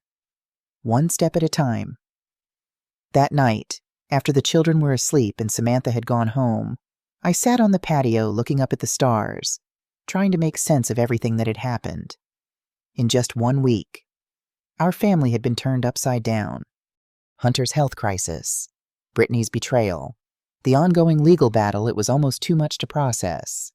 My phone chimed with a text message from an unknown number. I opened it warily. Melanie, it's Britney. We need to talk. Tomorrow, 9 a.m., Riverside Park. Come alone. It's about Hunter and the kids. Something you need to know. I stared at the message, debating whether to respond. Was this another manipulation, a trap of some kind, or did Britney actually have something important to share? After careful consideration, I typed a reply. I'll be there, but I'm bringing Rebecca Morgan with me. The response came immediately. No lawyers, just you. It's life or death. Melanie, I'm not exaggerating. Life or death. The phrase sent a chill through me. What could Britney possibly know that would warrant such dramatic language against my better judgment? I agreed to meet her alone, but I had no intention of walking into whatever scenario Britney was planning without protection. I forwarded the entire exchange to Rebecca and Jessica, with instructions to alert authorities if they didn't hear from me by 10 a.m. Then I called Samantha. I need a favor, I told her. Can you come stay with Hunter and the kids tomorrow morning? There's something I need to do. Mom, what's going on? Samantha's voice was instantly suspicious. Britney wants to meet. She claims it's important, life or death were her exact words. That's obviously a trap. You can't seriously be considering going alone. Of course not, I assured her. Rebecca and Jessica both know, and I'll keep my phone's location sharing active the entire time, but I need to know what she's playing at. Sam, if there's even a chance she has information that could affect Hunter or the children's safety. Samantha was quiet for a moment. Fine, but you text me every 15 minutes, or I'm calling the police. I mean it. Mom, deal, I promised. As I prepared for bed that night, I couldn't shake the feeling that tomorrow's meeting would be a turning point, though, whether for better or worse. I couldn't begin to guess. Whatever Britney had to say, I was determined to face it head-on, armed with the same protective instinct that had guided me since the moment I'd walked into that hospital room and found my son fighting for his life. Some battles you choose, others choose you. This one had definitely chosen me, and I had no intention of backing down now. Riverside Park was quiet at 8:55 a.m. The morning joggers already finished with their routes, the mothers with strollers not yet arrived for their daily walks. I chose a bench near the small lake, positioned where I could see anyone approaching from all directions. The weight of my phone in my pocket was reassuring location sharing active. Rebecca and Jessica both on alert. Samantha expecting a text every 15 minutes. At precisely 9 a.m., Britney appeared on the path, walking toward me with none of her usual confident stride. She looked even worse than she had at the house days earlier, thinner, paler, with dark circles under her eyes that makeup couldn't conceal. She wore jeans and a simple t-shirt, a far cry from her usual designer outfits. Thank you for coming, she said as she sat beside me, leaving a careful distance between us. You said it was important, I replied, keeping my voice neutral. Life or death, I believe were your words. Britney glanced around nervously, as if checking whether we were truly alone. It is, but not in the way you might think. I waited, saying nothing. Years of parenting had taught me that silence often elicits more information than questions. First, I want you to know that I love Hunter, she began. I know you don't believe that, but it's true. What happened? It's complicated. Adultery usually is, I said dryly. She flinched. I deserve that. I deserve all of it, the divorce, the judgment, even losing custody. But Kevin, he's not who I thought he was. Not who any of us thought he was. Something in her tone sent a warning prickle up my spine. What do you mean, when you froze the accounts, when I was stranded in the Maldives? Kevin changed. At first, he was just angry, ranting about the money and how we were stuck. But then he started talking about other ways to get money from Hunter's family. My stomach tightened. What other ways? Brittany's hands were trembling as she clasped them in her lap. He knows about your financial situation, Melanie. He knows about your investments, your life insurance policy, your property. He's been researching your family for months. How would he know any of that? Brittany's face crumpled with shame. Because I told him. I gave him access to financial documents, thinking we were planning a future together. But he wasn't planning a future with me. He was planning a future with your money. I felt sick. What kind of plans? He has connections to people who arrange accidents for elderly people. Make them look natural. Her voice dropped to a whisper. He showed me articles about other cases, other families where wealthy seniors died unexpectedly and their assets went to younger relatives. The world seemed to spin around me. You're saying he was planning to have me killed. Not just you, Brittany whispered. You and Hunter. Make it look like a murder-suicide maybe, or a car accident. Leave the children orphaned so I could inherit everything as their guardian and take them away. I gripped the bench, trying to process this information. And you went along with this? No. Her eyes filled with tears. I mean, at first, I thought he was just talking crazy because he was angry about the money. But then he started asking specific questions about your routines, about when you were alone, about the children's schedules. When did you realize he was serious? When he showed me the life insurance policy he'd taken out on you, my blood turned to ice. What insurance policy? He somehow got himself listed as a beneficiary on a policy tied to your estate.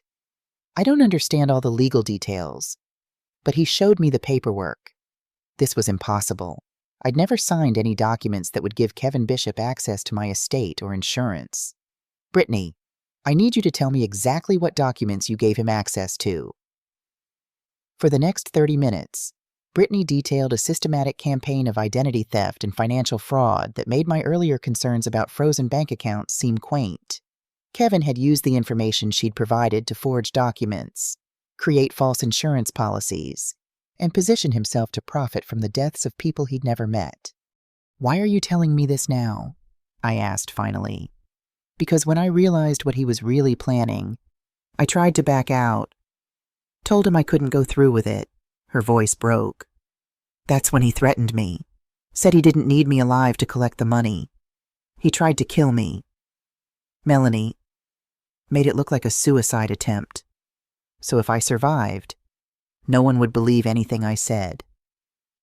I stared at this woman who had betrayed my family in every possible way, who was now claiming to be saving us from an even worse betrayal. Why should I believe you? Brittany reached into her bag and pulled out a phone. Because I recorded everything. Every conversation. Every plan. Every threat. I thought I was documenting our relationship, but I was actually documenting a murder plot. She handed me the phone, and with shaking fingers, I pressed play on the first recording. Kevin's voice, casual and cold, filled the quiet park air. The old lady's got to go first. Make it look natural.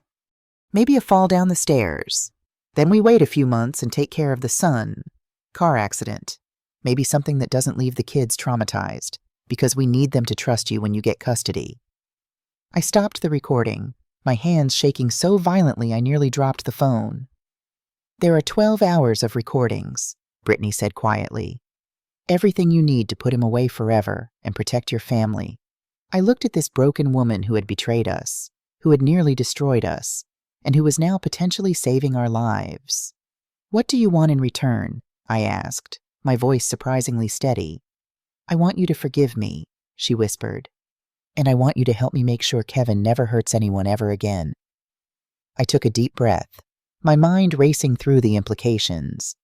If what Brittany was saying was true, and the recording certainly suggested it was, then our family was in immediate danger from a man who had already attempted murder once.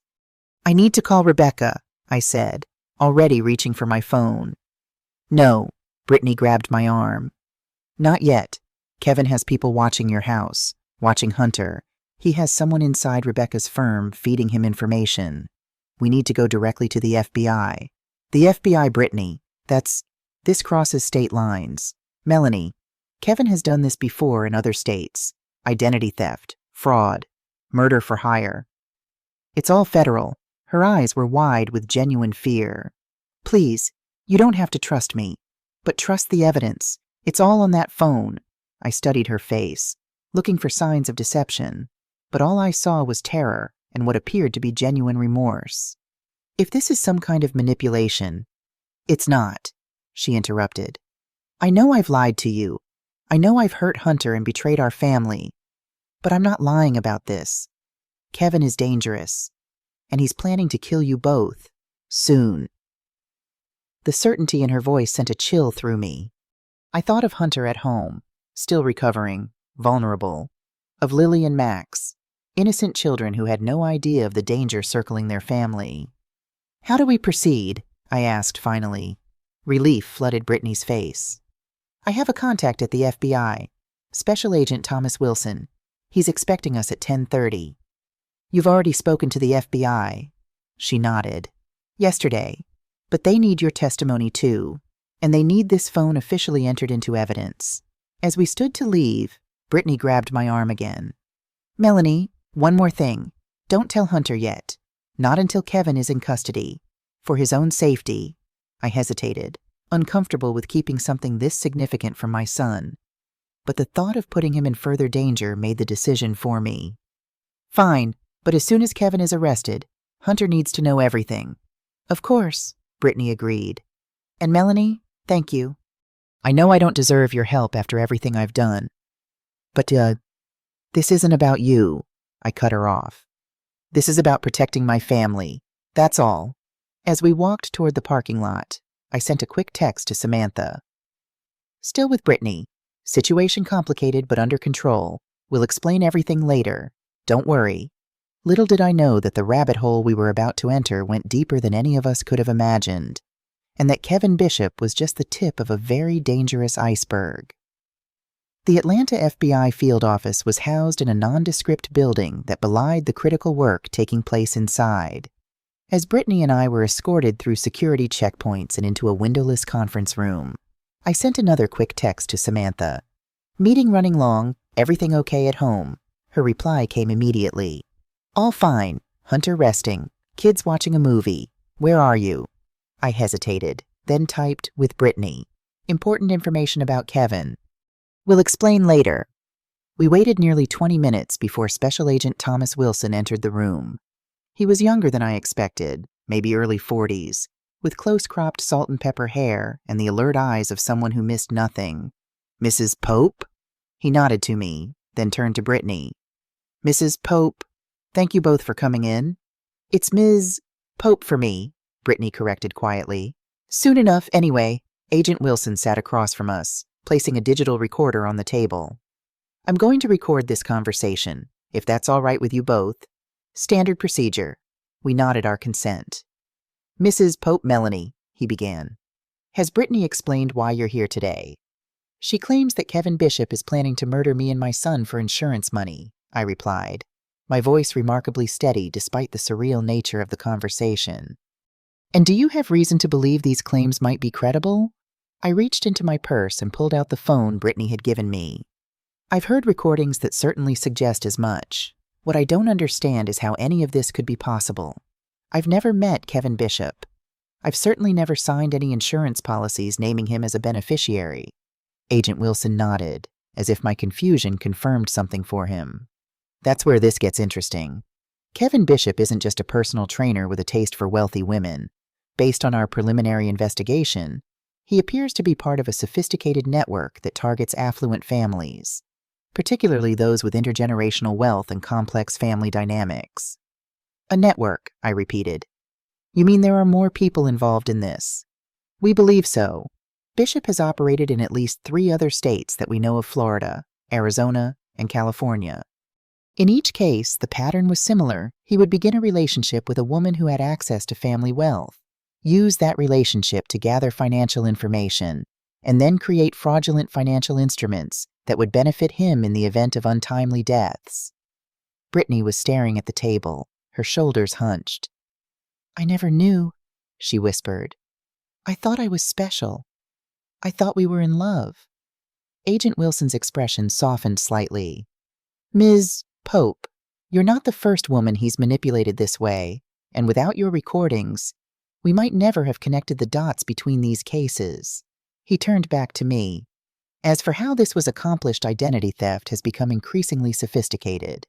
With the right personal information, creating fraudulent policies is unfortunately not difficult, especially when the criminal has inside help." "Inside help?" I asked. "What do you mean?" "We believe Bishop works with accomplices in financial institutions, insurance companies, and possibly even law firms. People who can process paperwork without triggering the usual verification protocols." The implications were staggering. Not just Kevin, but an entire network of criminals targeting families like ours. "How many deaths have been connected to this network?" I asked, dreading the answer. Agent Wilson's pause told me everything before he spoke. "We've identified 3 suspicious deaths in the past 18 months that fit the pattern, all ruled natural causes or accidents initially, all benefiting individuals connected to Bishop or his associates." My hand flew to my mouth. "My God." "Which is why Britney's recordings are so valuable," Wilson continued.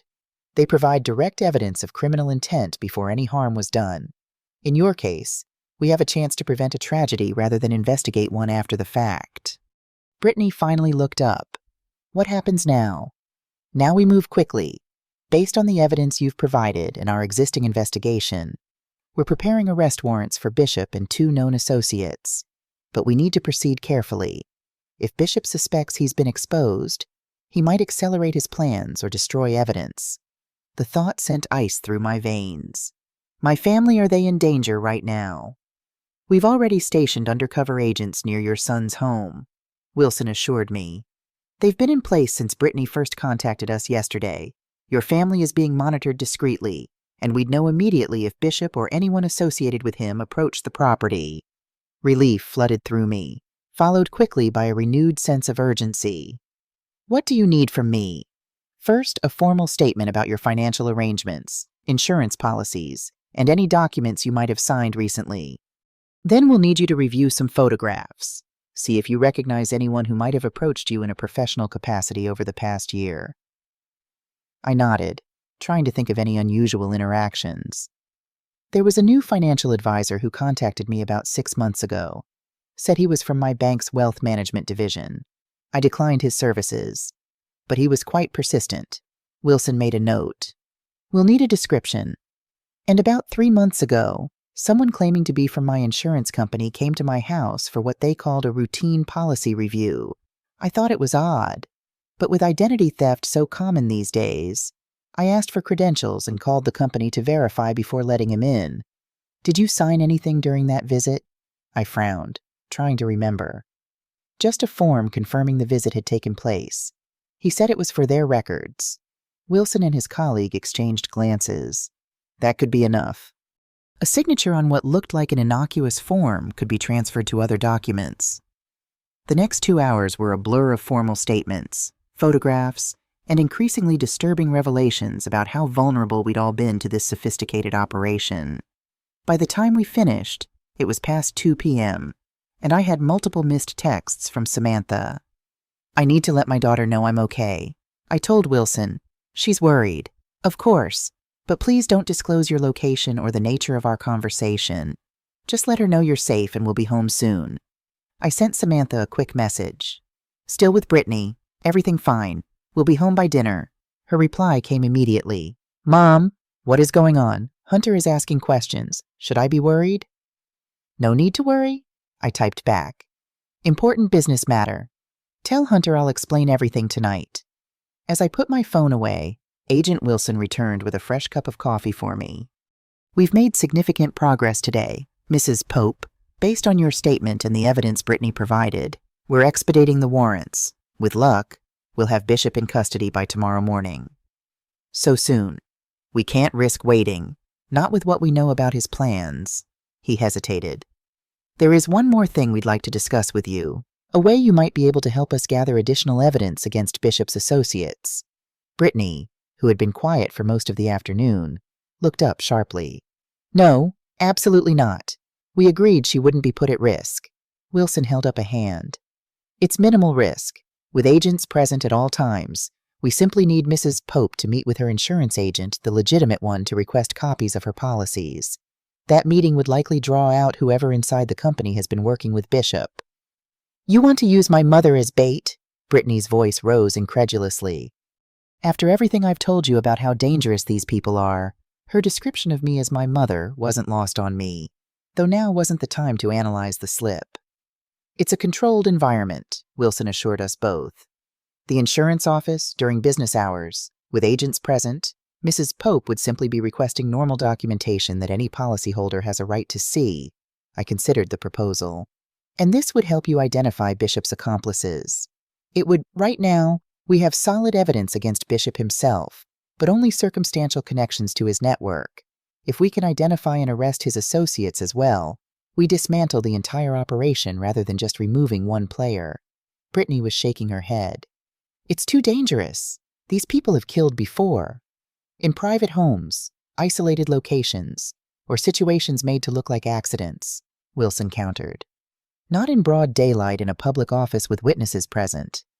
I thought of Hunter and the children, of other families who might be targeted if this network continued to operate.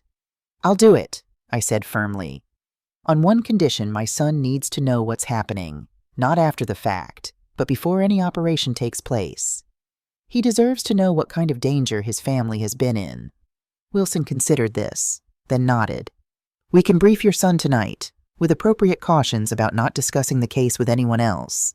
The operation at the insurance office would take place tomorrow morning. Then we have a deal, I said, extending my hand. As we prepared to leave the FBI office, Britney pulled me aside. Melanie, I know you have no reason to trust me or believe anything I say, but thank you for taking this seriously. For listening. I studied her face, still struggling to reconcile the manipulative woman who had betrayed my son with the frightened, remorseful person before me now. I'm not doing this for you, I said quietly. I'm doing it for Hunter and the children, and for any other families these people might target. I know, she nodded. But still, thank you. As we walked toward the parking garage, escorted by an FBI agent for security, Britney suddenly grabbed my arm.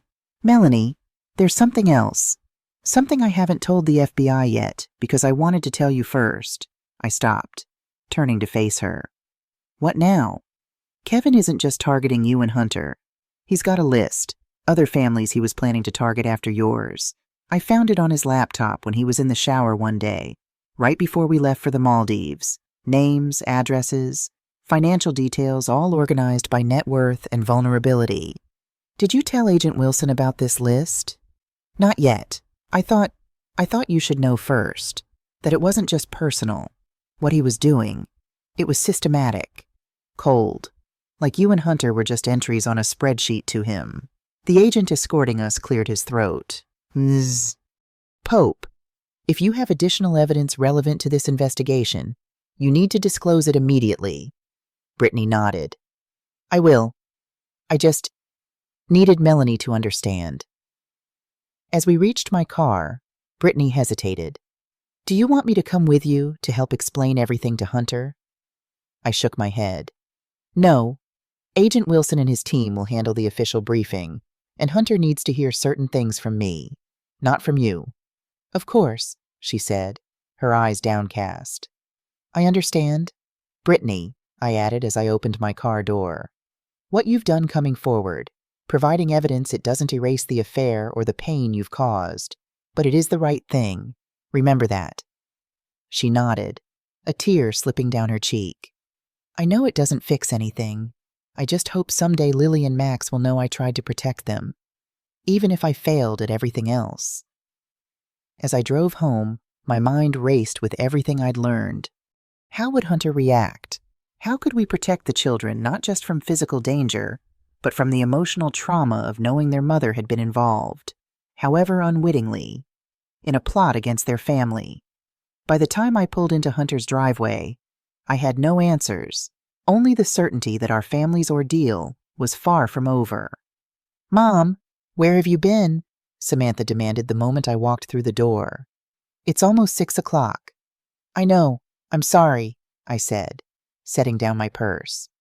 "Where's Hunter?" "In the living room with the kids. They're playing some board game." She lowered her voice. "He knows something's up. I've been deflecting all day. But he's not buying the everything's fine routine anymore."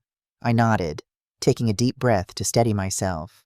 "There are FBI agents coming here tonight, around 8 o'clock, after the children are in bed." Samantha's eyes widened. "FBI, Mom. What the hell is going on?" "It's complicated and disturbing, but everyone is safe right now. I promise I'll explain everything once Hunter knows." I found my son and grandchildren engaged in what appeared to be an intense game of Monopoly. Hunter looked up as I entered, his expression a mixture of relief and concern. "There's Grandma," Max exclaimed. "Grandma, I'm winning. I have all the railroads." I bent to kiss the top of his head. "That's wonderful, sweetheart. You're quite the businessman." Lily, ever perceptive, studied my face. "Are you okay? Grandma, you look tired." "Just a busy day, darling. How was school?" As the children chattered about their day, Hunter caught my eye, his questioning gaze making it clear we would be talking later. I gave him a small nod of acknowledgement. After dinner, baths, and bedtime stories, we finally had the children settled for the night. Samantha had agreed to stay, sensing that whatever was coming, we might need her support. "All right, Mom," Hunter said as we gathered in the kitchen. "Enough mysteries. Where were you today? And why are FBI agents coming to my house?" Before I could answer, the doorbell rang. Agent Wilson and a female colleague stood on the porch, both in business attire rather than the FBI jackets one sees in movies. "Mr. Pope," Wilson extended his hand. "I'm Special Agent Thomas Wilson, and this is Special Agent Jennifer Walsh. We need to speak with you about a matter of some urgency." Hunter shook their hands, his lawyer's composure hiding what I knew must be growing alarm. "Please, come in." Once we were all seated in the living room, Agent Wilson began the difficult task of explaining the situation.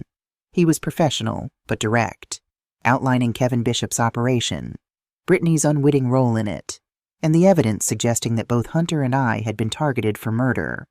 Hunter listened without interruption, his face growing paler with each revelation. When Wilson played a short excerpt from Britney's recordings, Kevin's voice calmly discussing how to stage my accidental death, Hunter's hands clenched into fists so tight his knuckles turned white. "Let me be clear about this," Hunter said when Wilson finally paused. "My wife was having an affair with a man who was planning to kill my mother and me for insurance money, insurance policies I never even signed." "That appears to be the case," Wilson confirmed. "Though your wife maintains she had no knowledge of his true intentions until recently, and her decision to record his conversations and bring this evidence to us supports that claim." Hunter laughed bitterly. "So now Britney is a hero after abandoning me during a heart attack to vacation with this murderer." "I understand your anger, Mr. Pope," Agent Walsh interjected gently.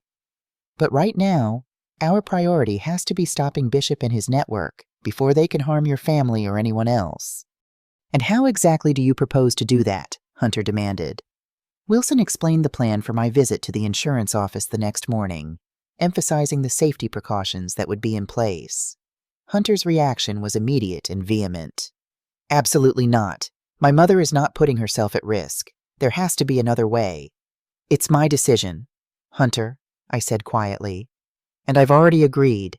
He turned to me, disbelief written across his face.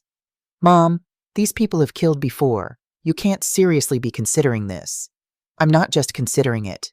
I'm doing it." I reached for his hand. "Hunter, this isn't just about us anymore.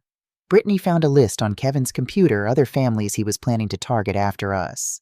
If we can help stop this network now, we could be saving lives." "Send in an undercover agent," Hunter argued.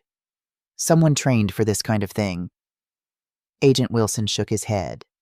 We need someone the insurance company knows, someone whose request for policy information would seem natural and wouldn't raise suspicions. Your mother is the policyholder of record. It has to be her."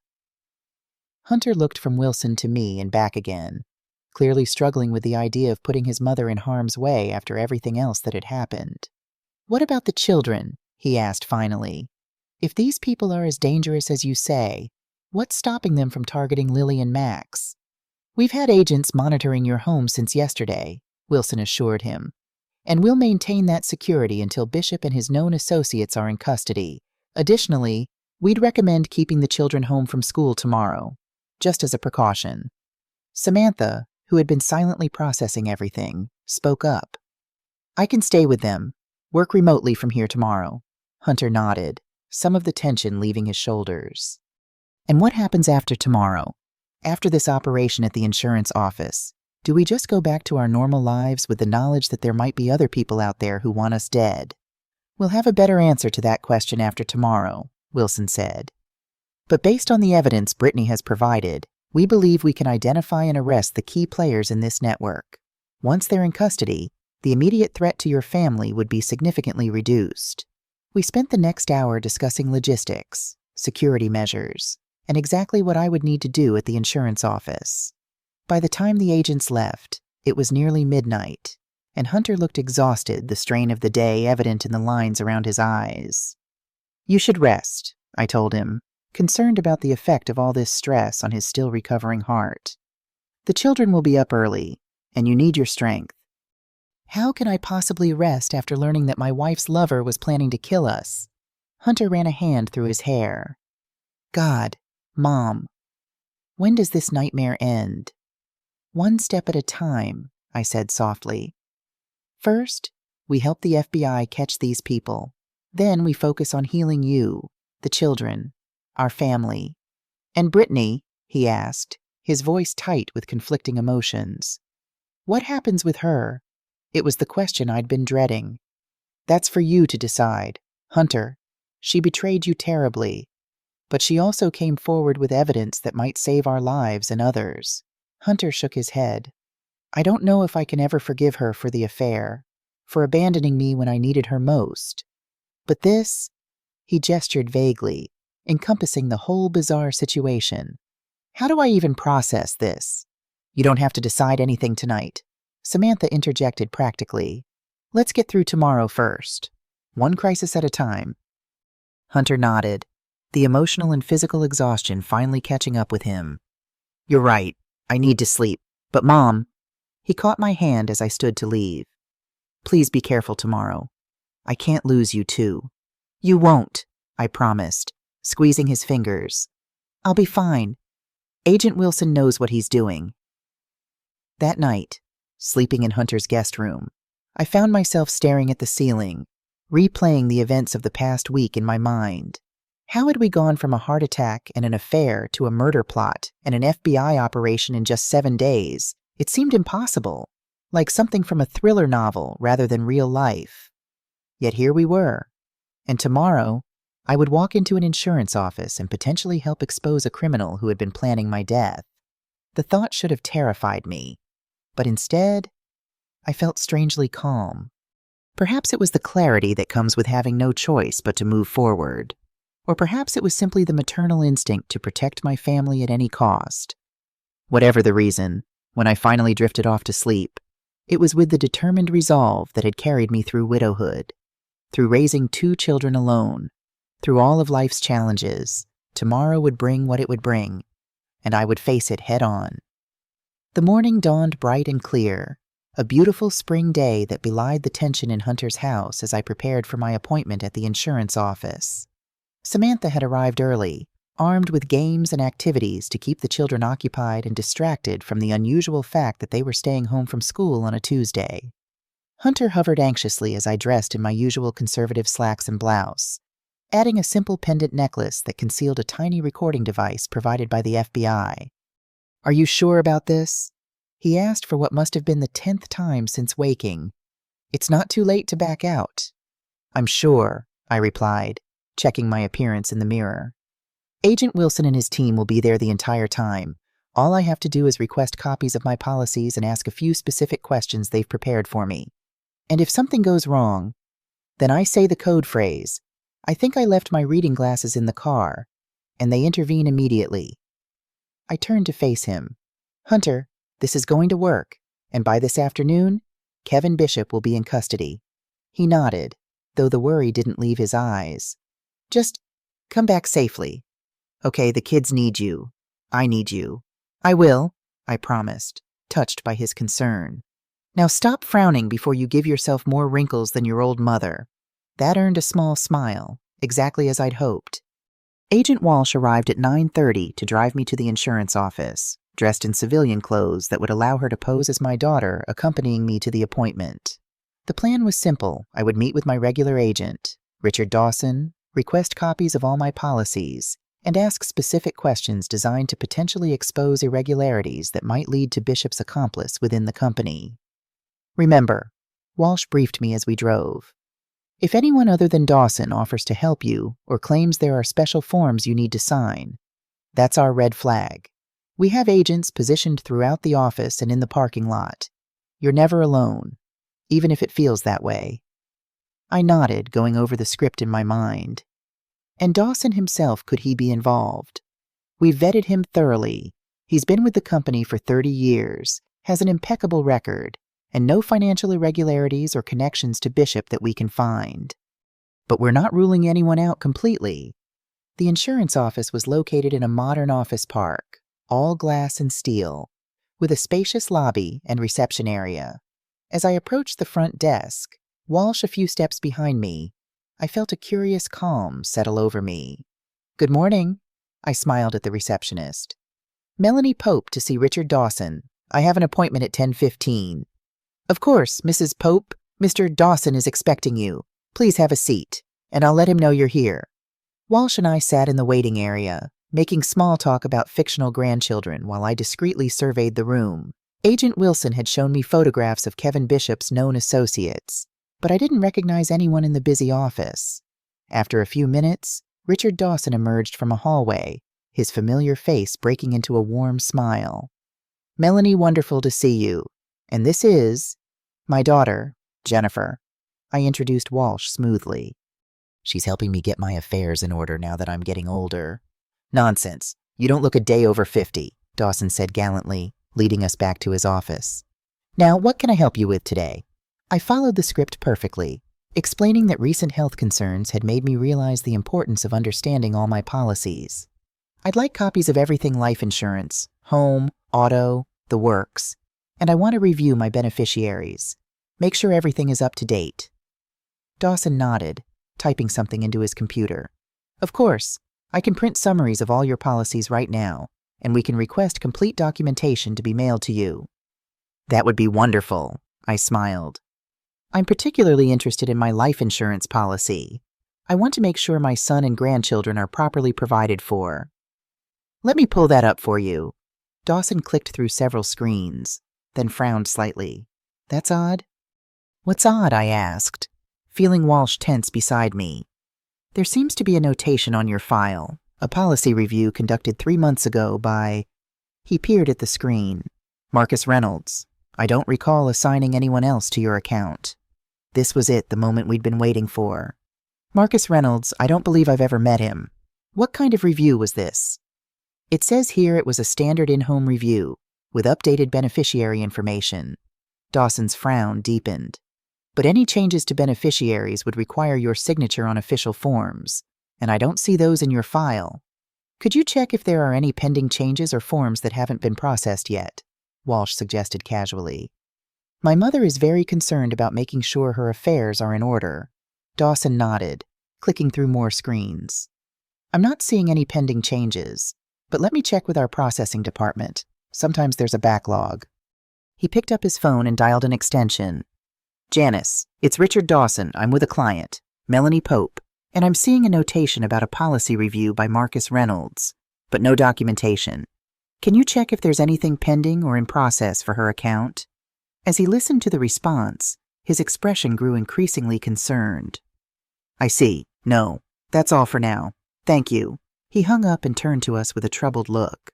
Janice says there's no Marcus Reynolds employed in our office or any of our regional branches, and there's no record of any paperwork being submitted for changes to your policy. That's very strange, I said, injecting just the right note of worry into my voice. Someone came to my house claiming to be from this company. He had identification, business cards, everything looked official. Dawson was already typing rapidly. I'm flagging your account for potential fraud. This is extremely concerning. Mrs. Pope.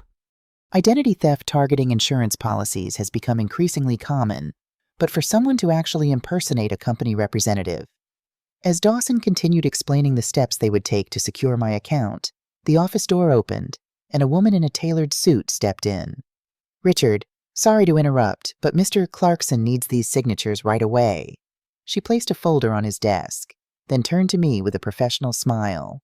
Mrs. Pope, I'm Lisa Montgomery, Customer Relations Manager. I understand there may be some confusion about your policy. Walsh and I exchanged a subtle glance. This wasn't part of the script.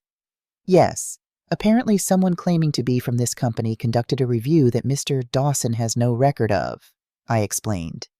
That's concerning indeed. If you don't mind, I'd like to pull your complete file from our secure system. Richard only has access to the summary information. She gestured to the door. Would you mind joining me in our executive conference room? We take potential fraud very seriously. It was the scenario we'd been briefed on someone other than Dawson offering special assistance. I hesitated just long enough to appear natural, then nodded. Of course. Jennifer, will you come with me? Actually, Lisa interjected smoothly, our secure system is in a restricted area. Company policy only allows policyholders beyond that point. Your daughter is welcome to wait here with Richard. Walsh began to protest, but I cut her off with a gentle touch on her arm. It's fine, dear. This shouldn't take long. Then I added casually, Oh, I think I left my reading glasses in the car. Would you mind getting them for me while I speak with Ms. Montgomery? The code phrase. Walsh nodded, understanding immediately. Of course. Mom, I'll be right back.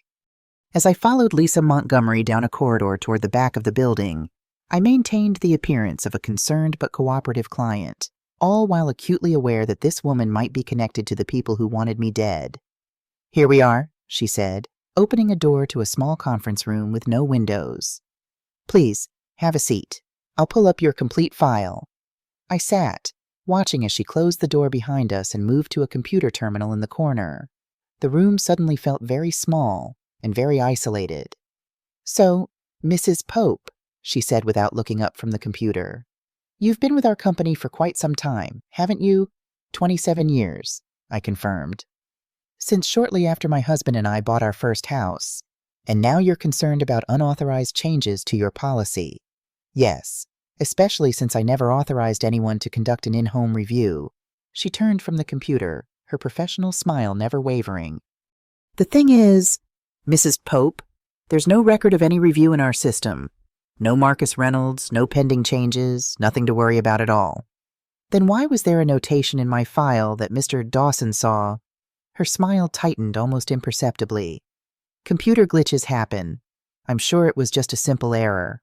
Perhaps, I said carefully.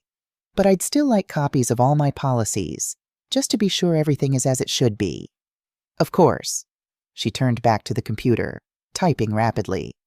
While I prepare those, may I ask if you've discussed these concerns with anyone else, family members, other financial advisors? And there it was, the fishing expedition to determine how much I knew and who else might know it. Just my son, I replied, watching her reaction closely. He's been helping me organize my financial affairs since his father passed away. I see. Her typing paused momentarily. And has your son suggested any changes to your policies recently? Perhaps additional coverage or different beneficiaries? Before I could answer, the door opened and Agent Wilson stepped in, flanked by 2 other agents in FBI jackets. Lisa Montgomery, he said formally. FBI, we need to ask you some questions about your association with Kevin Bishop and fraudulent insurance policies being created through this office. The transformation was instantaneous. Montgomery's professional demeanor vanished, replaced by cold calculation as her eyes darted around the room, presumably looking for an escape route. I don't know what you're talking about, she said, her voice suddenly harsh. This is a private meeting with a client. A client whose life insurance policy was fraudulently modified to benefit Kevin Bishop in the event of her death, Wilson countered. We have the paper trail, Ms. Montgomery, and now we have your attempt to isolate Mrs. Pope in a restricted area against company policy. As the agents moved to detain Montgomery, I sat perfectly still, watching the scene unfold with a strange sense of detachment. This woman had been part of a plot to kill me, to kill my son, all for money. Yet she looked so ordinary, just another professional in a suit, someone you'd pass in a grocery store without a second glance. Mrs. Pope, Wilson said gently, breaking into my thoughts. Agent Walsh is waiting for you in the lobby. This operation is concluded. As I was escorted from the building, I saw other agents leading a handcuffed Montgomery to a waiting vehicle. In the lobby, Walsh met me with obvious relief. Are you all right? She asked, checking me over as if expecting to find injuries. I'm fine, I assured her. Just ready to go home to my family. In the car, Walsh shared the news that Kevin Bishop had been arrested simultaneously at his gym, taken into custody without incident. He seemed genuinely shocked, she said. Apparently, he didn't expect Britney to turn on him. And the others, Montgomery's accomplices. Operations are ongoing at several locations. We expect to have the primary network members in custody by the end of the day. I leaned back in the seat, suddenly exhausted as the adrenaline drained away. It's really over. Then, Walsh smiled, the immediate danger to your family is over. Yes, there will be interviews, formal statements, eventually testimony when these cases go to trial, but the threat has been neutralized. As we pulled into Hunter's driveway, I saw him standing at the window, Lily and Max peering out beside him.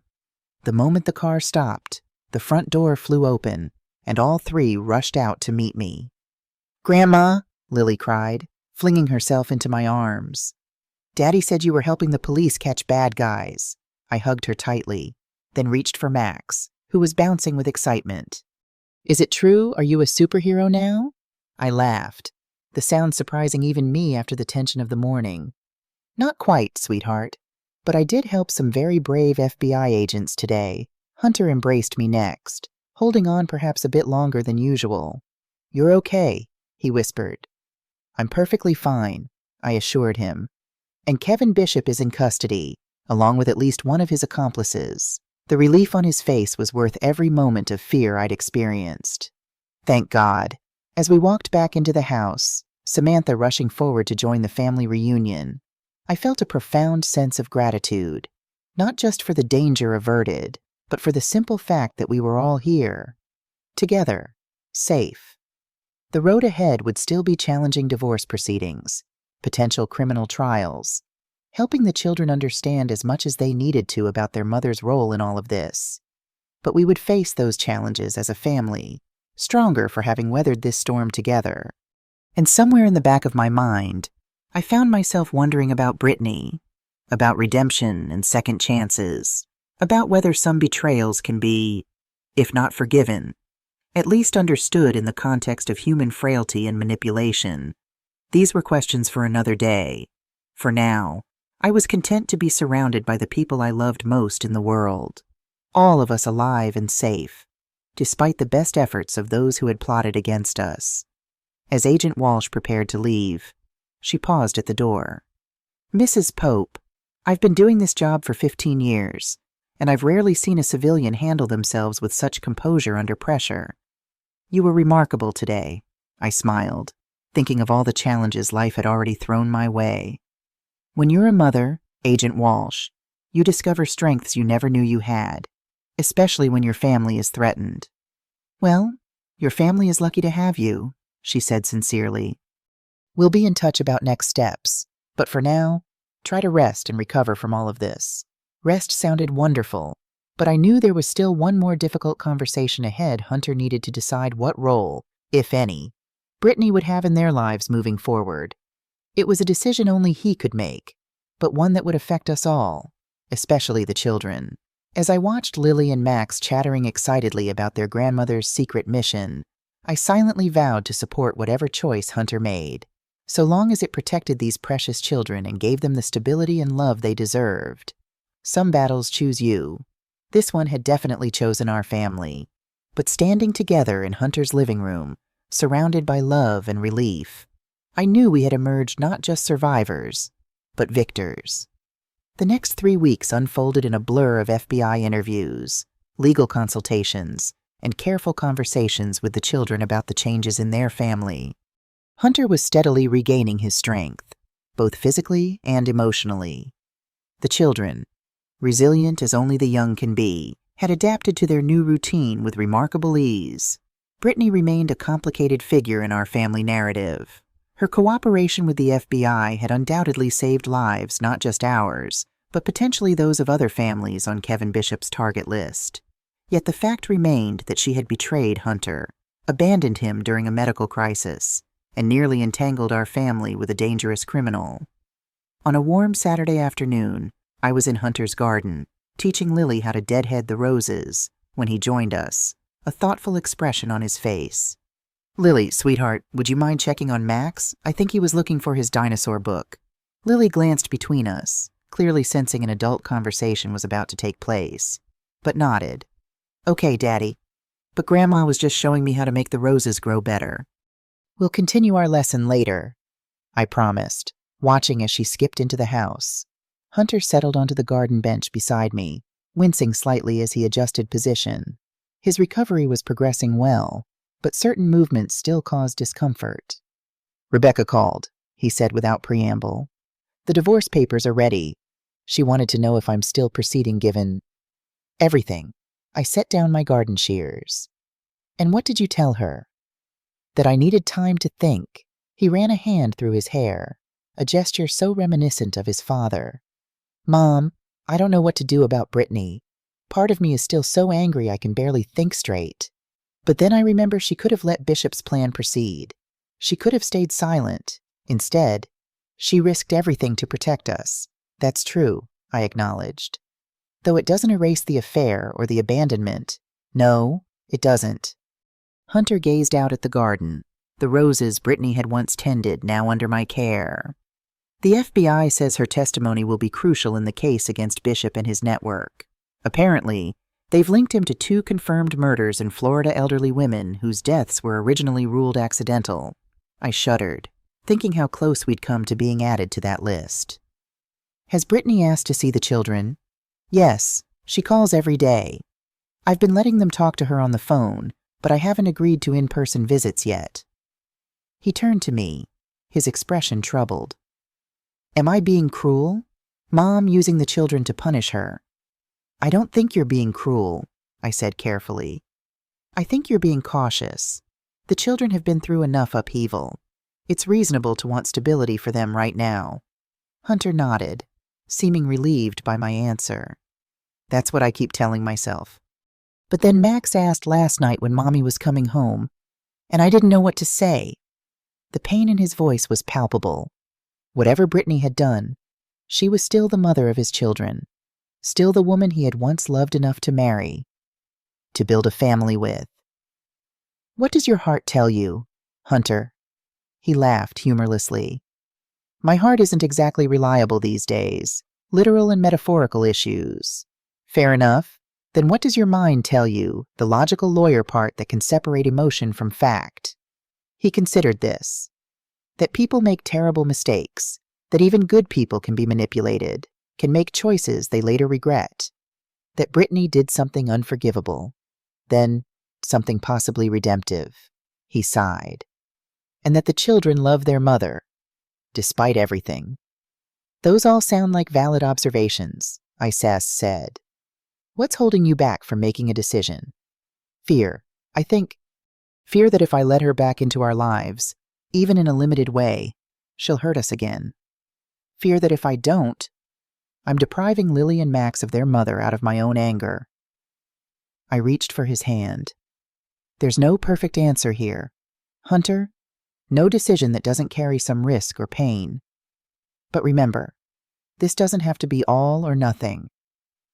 There's a middle ground between total forgiveness and complete exclusion." "Like what?"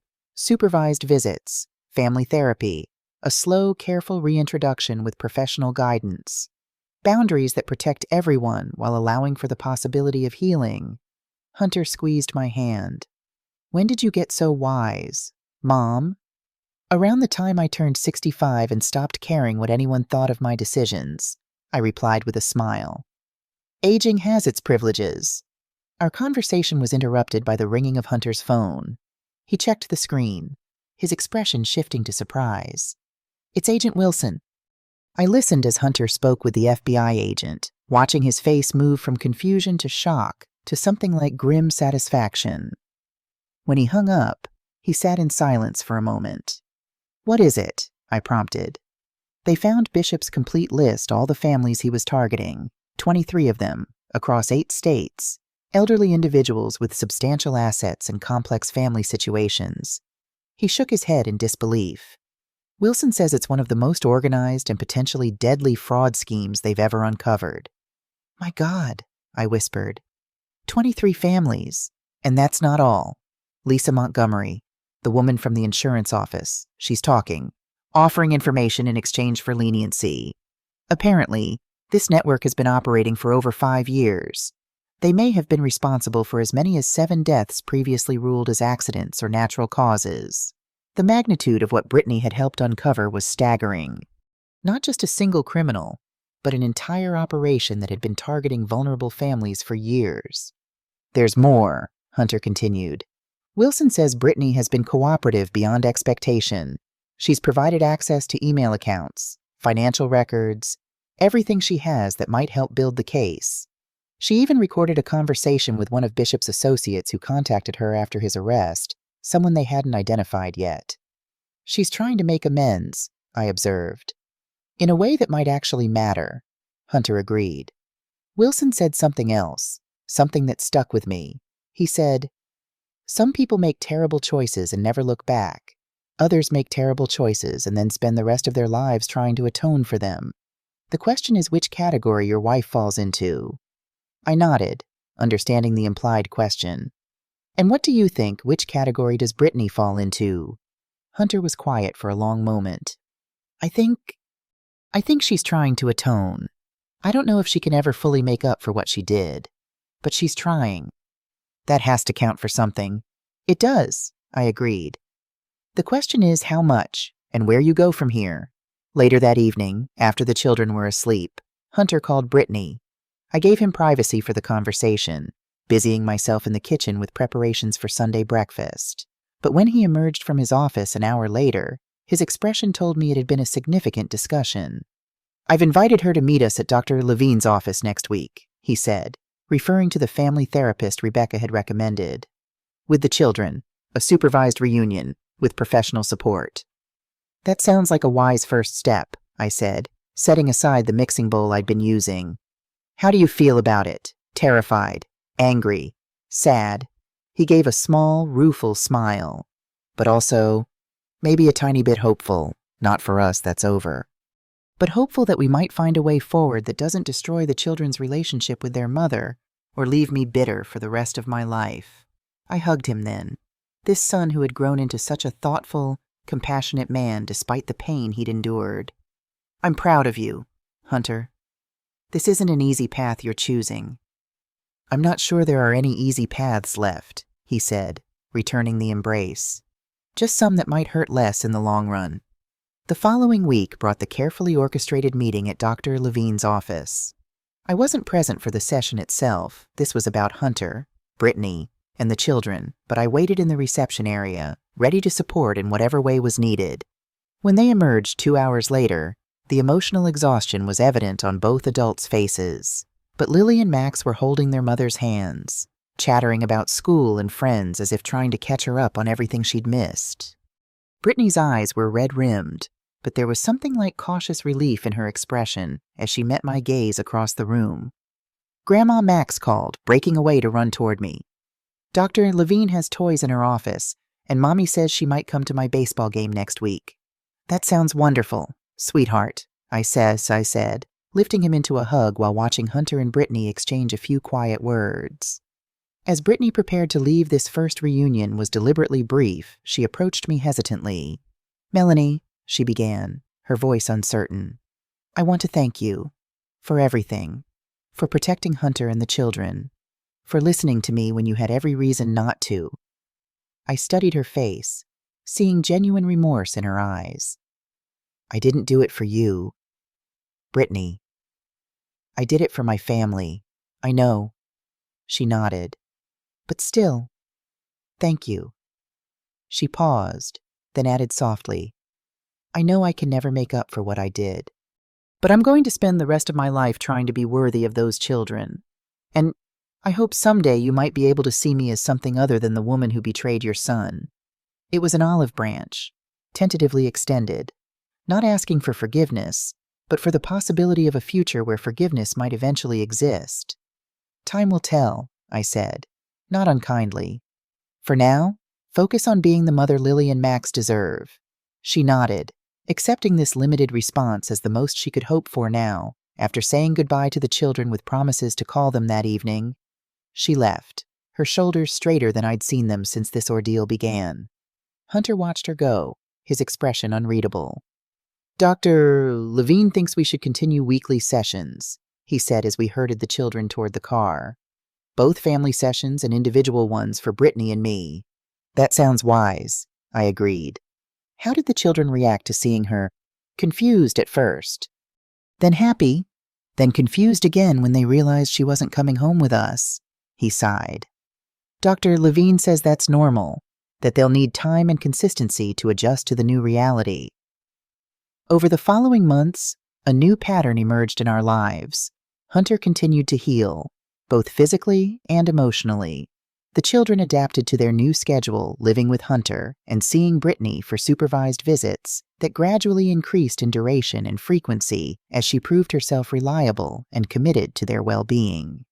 I remained a constant presence, supporting Hunter's recovery and helping with the children, but also consciously stepping back when appropriate to allow their father to fully resume his parenting role.